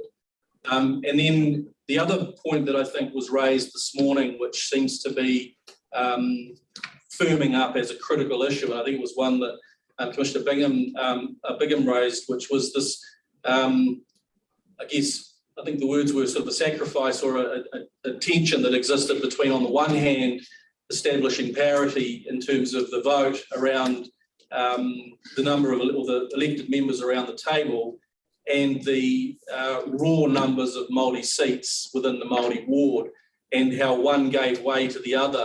And there was a question around how and why parity seemed to emerge as the more important determinative of the ultimate model. And so you'll hear some explanation as to why it was that that concept of parity became so important through the consultation process. So that's the sort of the fundamental thrust of what you'll hear in terms of the reply. And what we'll have is presentations from Mayor Steve and also from Councillor Mercia Yates on those topics. So this is the next issue, and I do just want to put on the record very clearly that the consultation was done in a very difficult time of COVID, as you're well aware. It's been said on many occasions, and also paced to meet the electoral timelines that were put on us as a council. And I do want to comment to a remark made by Te Tātou this morning, that they were not notified of the new model, the changed model, 1+8. And I do want to correct that the Chief Executive and I had a meeting with the Chairman of Te Tātou the day that we decided this was the model that we would take out, and that was the night before our SPNF committee meeting. So they were informed.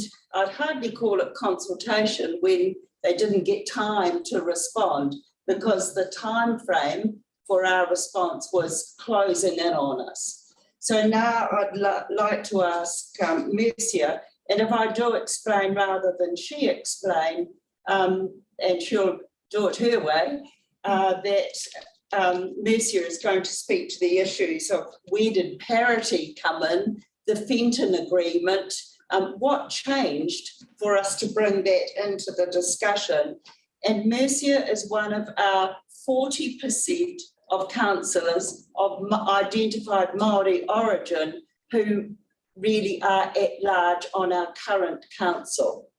So that's where she comes from in this discussion. Over to you, Mercia. Tēnā koe, e te amo kapua Stevie, o tira kia koutou, nei rā te mihi kau atu kia koutou, e te maunga whakahi, Bonita, nei rā te mihi kia koe, o tira ki tō karangaranga maha.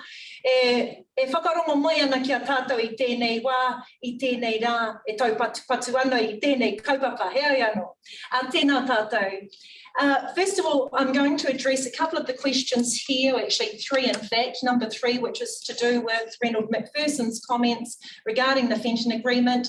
I'll then go on to address in my summary around how we came up with the elected members within the Māori ward, and then finally also hopefully address, as Mayor Steve has mentioned as well as Lachlan, the conversation around parity. So first off, just clarifying that there is clearly a misunderstanding about this particular agreement, the Rotorua Township Agreement. It's how we prefer to call it these days as opposed to the Fenton's Agreement, but the Rotorua Township Agreement and what has been misrepresented here today, which is the claim that it was settled in 1993. What was settled in 1993 was a treaty of Waitangi claim with Ngāti Whakaue. That was not and is not the Fenton Agreement or the Rotorua Township Agreement. So I just want that to be very, very clear as I now move on to the intent of the Fenton's Agreement.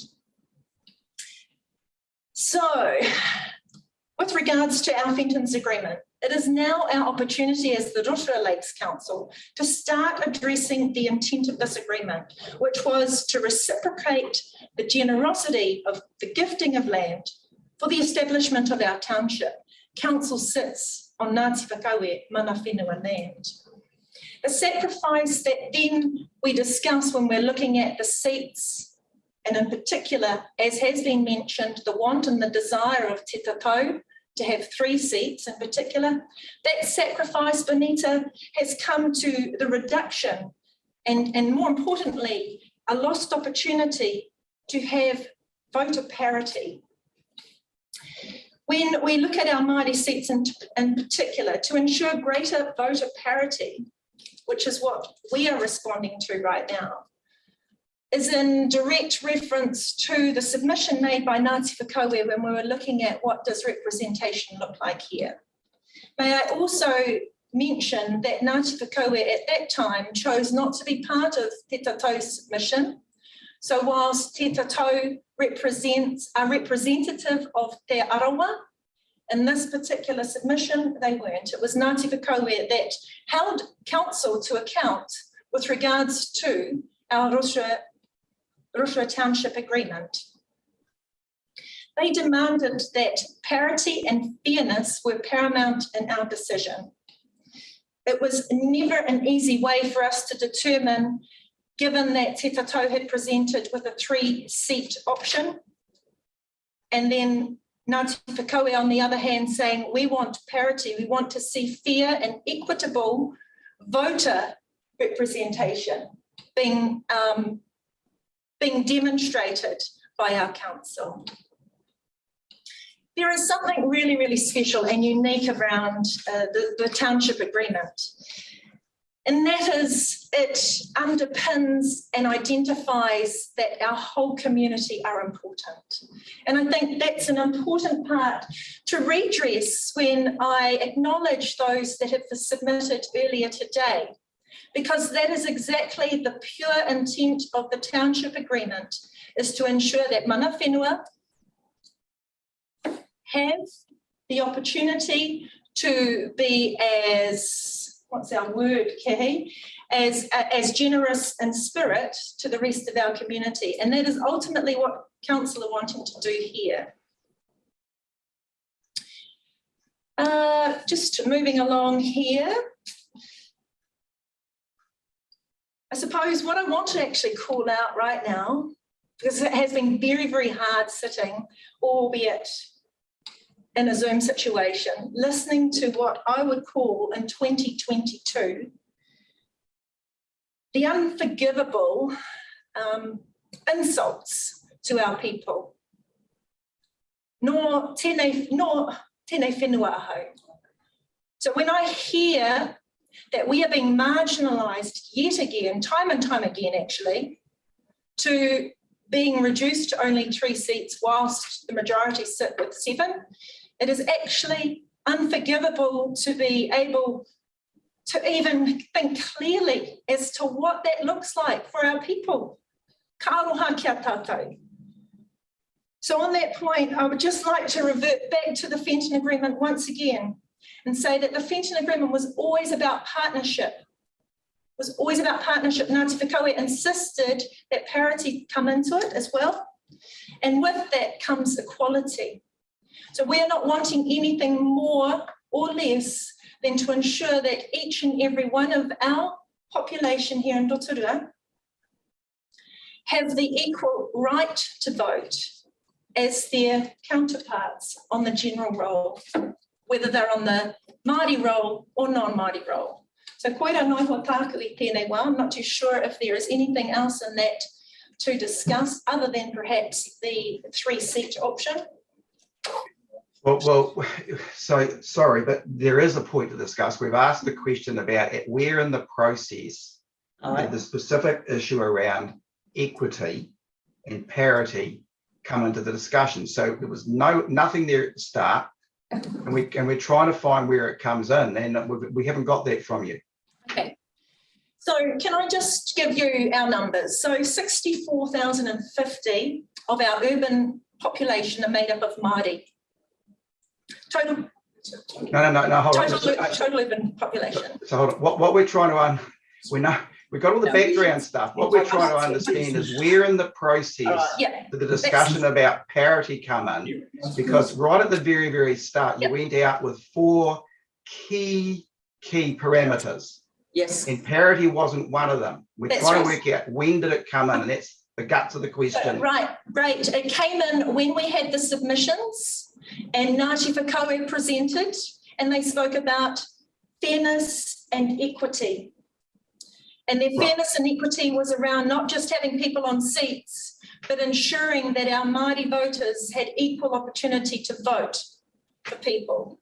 That's where, and Mayor Steve will and it's a good question, because it was an absolute light bulb moment for us when we were looking at numbers and how we make a model work. When we heard Whakaue at the table, suddenly it was an absolute light bulb for the majority of councillors actually, that written in the principles that we went out and consulted on of communities of interest, effective representation, fair representation of elected members, parity is all of that. It's inherent in that. And listening to the clear submission by Whakaue, I went, I've got it. And so that was when the conversation changed. And that conversation, so that was the one submitter at that time. That was when they submitted to your original proposal. No, when? Not the only submitter. Not the only. On that. Well, hold on. So you've got to help us, guys. They're the only ones. Sorry, Chair. They're the only ones who presented at the hearings. And it was the chair of Ngāti Whakaue Tribal Lands and 2 other of this committee presented that particular point. Ngāti Whakaui, in our view, need to be given weight. So they are the mana whenua for the urban area of Rotorua district, and that urban area contains 64,050 of our total 77,000 population. So, and they gifted the land at that Fenton Agreement juncture to form the city. So that was a weighty submission. It is backed up by other written submissions, but also Te Tātou will acknowledge that they always defer to mana whenua. And so that is important for us as a consideration when we look at the Ngāti Whakaui submission.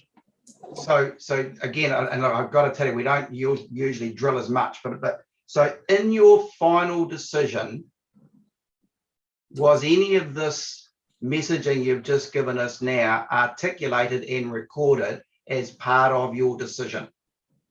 Is there any record? Absolutely. It'll be on our. Yes, PDF. Absolutely. And I know you don't want us to mention it, but has been picked up in our representation bill because we heard it at large. Okay, that there needed to be a genuine electoral partnership. Okay, thank you. We'll keep moving. Look. Sorry, Brendan. Can I? Yeah, we are going to have to. About the 19 November meeting. Do the community boards have representation at? Sorry, do they? Yes, do they sit at the council meeting? That was at the committee of council. I've been trying to find the minutes of that committee and I can't find them. They weren't at the council meeting. I found that. No, we had a meeting on the 16th of November, which was our Strategy, Policy and Finance Committee. Yeah. That decision was recommended to the 19th of November. Yes, thank you, Una. Right. So, I just would like to sum up, Brendan, if you may have more. Do you mind? Again, because it's so important, I just want to go back to Commissioner Bigham if I can before we go to that. Go back to you, Mayor Chadwick. Hi, aroha mai. Just the comment there about that Te Tau o Te Arawa will always defer to Ngāti Whakaui. I'm just wondering why we didn't hear that from them today, or why there was no reflection of that quoted or that's just been outlined to us from their written and their verbal submission today. There's no reflection at all of anything that you've just said. So I personally, I'm struggling a bit with that statement that they would always defer to the local iwi on the haukainga, because I didn't hear it from them. Do you want to speak to that too? Rawiri Waru did speak to the Fenton Agreement at Te Tātou's presentation. He did, but there was no reference that I can remember about this is what we'd really like. We really want 3 seats for all the reasons that were outlined. Yep. But if Ngāti Whakaui says 1, we'll go with them. I didn't hear that at all. No, he didn't say that either. So you're right. You're right, Benita. And hence the reason why I was quite specific around referring to Te Tātou being representative of Te Arawa, and that Ngāti Whakaui chose not to submit with them. So can I just ask why Ngāti Whakaui chose not to? Because they supported equity, and they didn't believe that the model that that Te Tātou were presenting was their desired model. Right. So that's conflict. That is absolute, but that is the fundamental agreement on which our town was developed. Yeah, get that. Absolutely get that. And that's the iteration as we go through learning about the lens that we all put on the table that is different. I will say that Te Tātou were always emphatic. We want 3. Yes. Always emphatic about that. They never they said it today, that was always their position. We were very concerned as a council at large that that was not giving fairness to those on the Māori roll about their ability to vote on the at-large. They could only vote for 3. We did not find that fair and equitable. But you made it one of your founding 4 points at the start of the process. But we learned along the way, Brendan. We went out and we consulted and we got a lot of feedback. And can I just reiterate, because I was not on the Zoom right at the beginning when that point was made, what we did go out to do was to talk about a Māori ward. The modelling that was suggested to us inferred 3 seats. However, we couldn't determine or say that that was the entitlement of that particular Māori ward, nor could we say at that time when we voted on the Māori wards that there would only be 3 seats, because there could have actually been 3 independent wards in that. So I did need to just bring that back into the conversation. So it was one Māori ward that we were supportive of. And I'm not sure where the 3 seats have come in, because we've never gone out. It was never council's position. So can I just further dig a little bit deeper with that? Ngāti Whakaue has mana whenua status or haukainga status where the township is. Does Te Tau or Te Arawa, with all the list of organisations they represent, that encompasses the Wairohe and all the iwi, potentially iwi hapu interests for the Wairohe? Correct. Okay. So is it council's position that the commission should elevate Ngāti Whakaue's voice for the township over Te Tau or Te Arawa for the rohe? We certainly couldn't determine that. We couldn't determine that. But you heard their view. Yeah, but that's what your reflection of the final proposal meant, that 1 seat was based on Ngāti Whakaue wanting parity. We've heard a different side of the story from. You have. Okay, Hapua, thank you. Which is also why we are wanting a bill to address that dilemma. So we've been left in a very difficult position because of the voting, the way it is split. And we were not able to deliver for our wider district what we really saw as a representative model.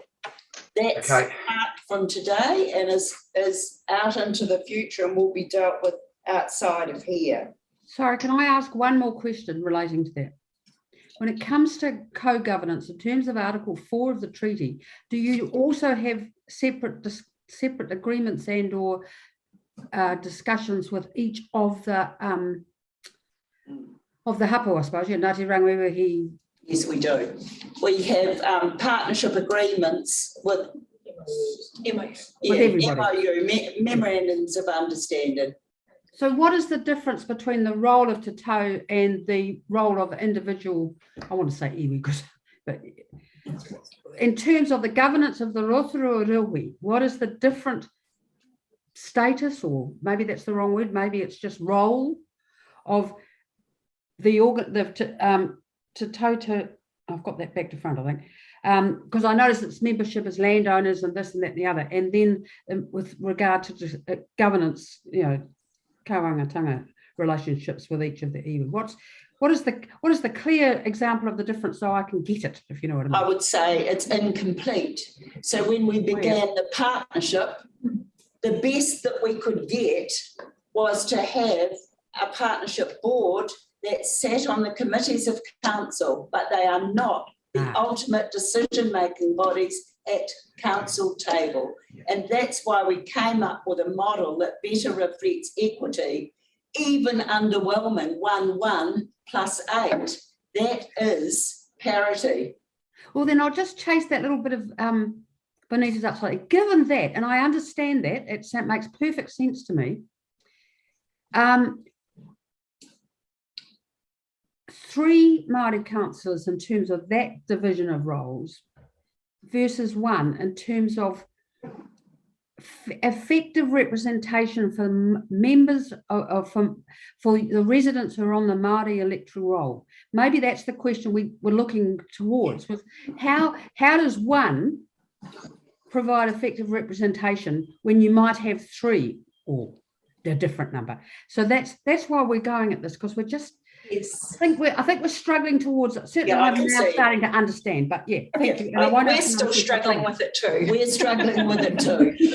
And I suppose it came up earlier too when there were other submitters who talked about, or appellants who talked about why they wanted 3, 7 and those sorts of things. And how can you guarantee that a Māori is actually going to get a seat in the general role and what have you? We're already representative and have demonstrated for a very long time here in Rotorua that Māori can stand in an electoral at-large seat and be successful in that. It is a bit of a bank there, but right now we had to put our best foot forward, that whilst it didn't acknowledge Te Tatau and many of the other submitters 3 Māori seats at that time, it was one way of addressing our Fenton Agreement, which we have to honour. It's first and foremost, as far as I'm concerned. Te Reti obligations when we look at partnerships and the strengthening of relationships. And then finally, to ensure, as has been the key word of the day, parity around how our voters can vote. So the 118 was effectively that for us. It was a hard vote too that day. And even some appellants couldn't separate where we're going in a future bill because they see that as more fair. Okay, we just need to make sure we've nailed the remaining questions if we can, please. EJ, you'll have to help me because I don't know how many we've nailed now. You responded to 3. Yeah. 3, 6, and 3, 7. 6 and 7. I think I've talked about when did parity become 8, when did it become a crucial determinant? Yeah. And Dave answered 9. Yeah. Right, yeah. So we're done. Yes, I would like to repeat that in my view, the process was very fair. I'm very confident of that. It was very exhaustive in a COVID environment. And it was so thorough that we did make change, as we pointed out, and you've questioned. Where did that change suddenly happen? We've addressed the issues of parity in the Fenton Agreement, which were pivotal to our partnership principles. And I hope that we've also addressed the rural ward question. So thank you for the opportunity today. And I wonder if when we're Hold on, we're not. Hold on. Commissioner Anea, can you just help me? We missed one. Oh. Just wondered, because I know there was potentially a confusion with the figures you were using for rural representation. I think you were using old figures rather than the latest ones. Can you just confirm numbers for us? I used the ones by Rick, which were total electoral population of 8,780. Yeah. 7,200 being on the general roll and 1,580 being on the Māori roll in the rural community board area. And what year did those figures get put out? 2020 on top. 2020. Yeah. Okay, thank you. So those are the numbers for the rural ward. For the rural community. Sorry, my apologies. Sorry, my apologies. Community board, correct. Yeah. Okay. All right. So look, just a couple of observations from the Commission's perspective. I will acknowledge that in the right of reply, we've deviated quite a lot from what we would normally do, but I think for fair and valid reasons. So I appreciate everybody's engagement in that space. We do want to place on record the impact of COVID. We've said it earlier on and we say it again. that has not made it easy for people and many local authorities across New Zealand to engage, and we respect that that you have done the best you can within the resources and the circumstances in which you had to engage. Mayor Chadwick, just if we can pass back to your administrative team, the work that went on in the background. It's all right for us pollies out the front, but in the back room, there's a heck of a lot of work that goes on in preparation. I know there was a practice session yesterday. There's lots of engagement between the officials, sharing of information. So from the Commission's perspective, we do want to pass our thanks back. We acknowledge that, you know, doing this in this remote format does have its challenges, but somehow we've all been able to make it work. And I'm very grateful that that has prevailed again today, even though there's a couple of frozen screens, we still get there. We will tell you that at about 8 minutes to 9 this morning before we started, one of our commissioners, the one from Wellington, couldn't get her camera to go, but she prevailed. Commissioner Piper got there, and so we were able to get into action. So look, it has happened, but we've managed to get through. My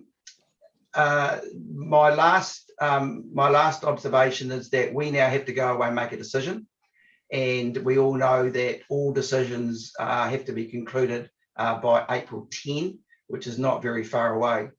To the Commissioner's considerable relief, this is our last hearing, so you'll be relieved to know that we've done our job. I understand that we've 17 or 18 in this format, so it's been quite a arduous exercise. So those are our thanks and acknowledgements from our side, and my understanding is that you will close with a karakia.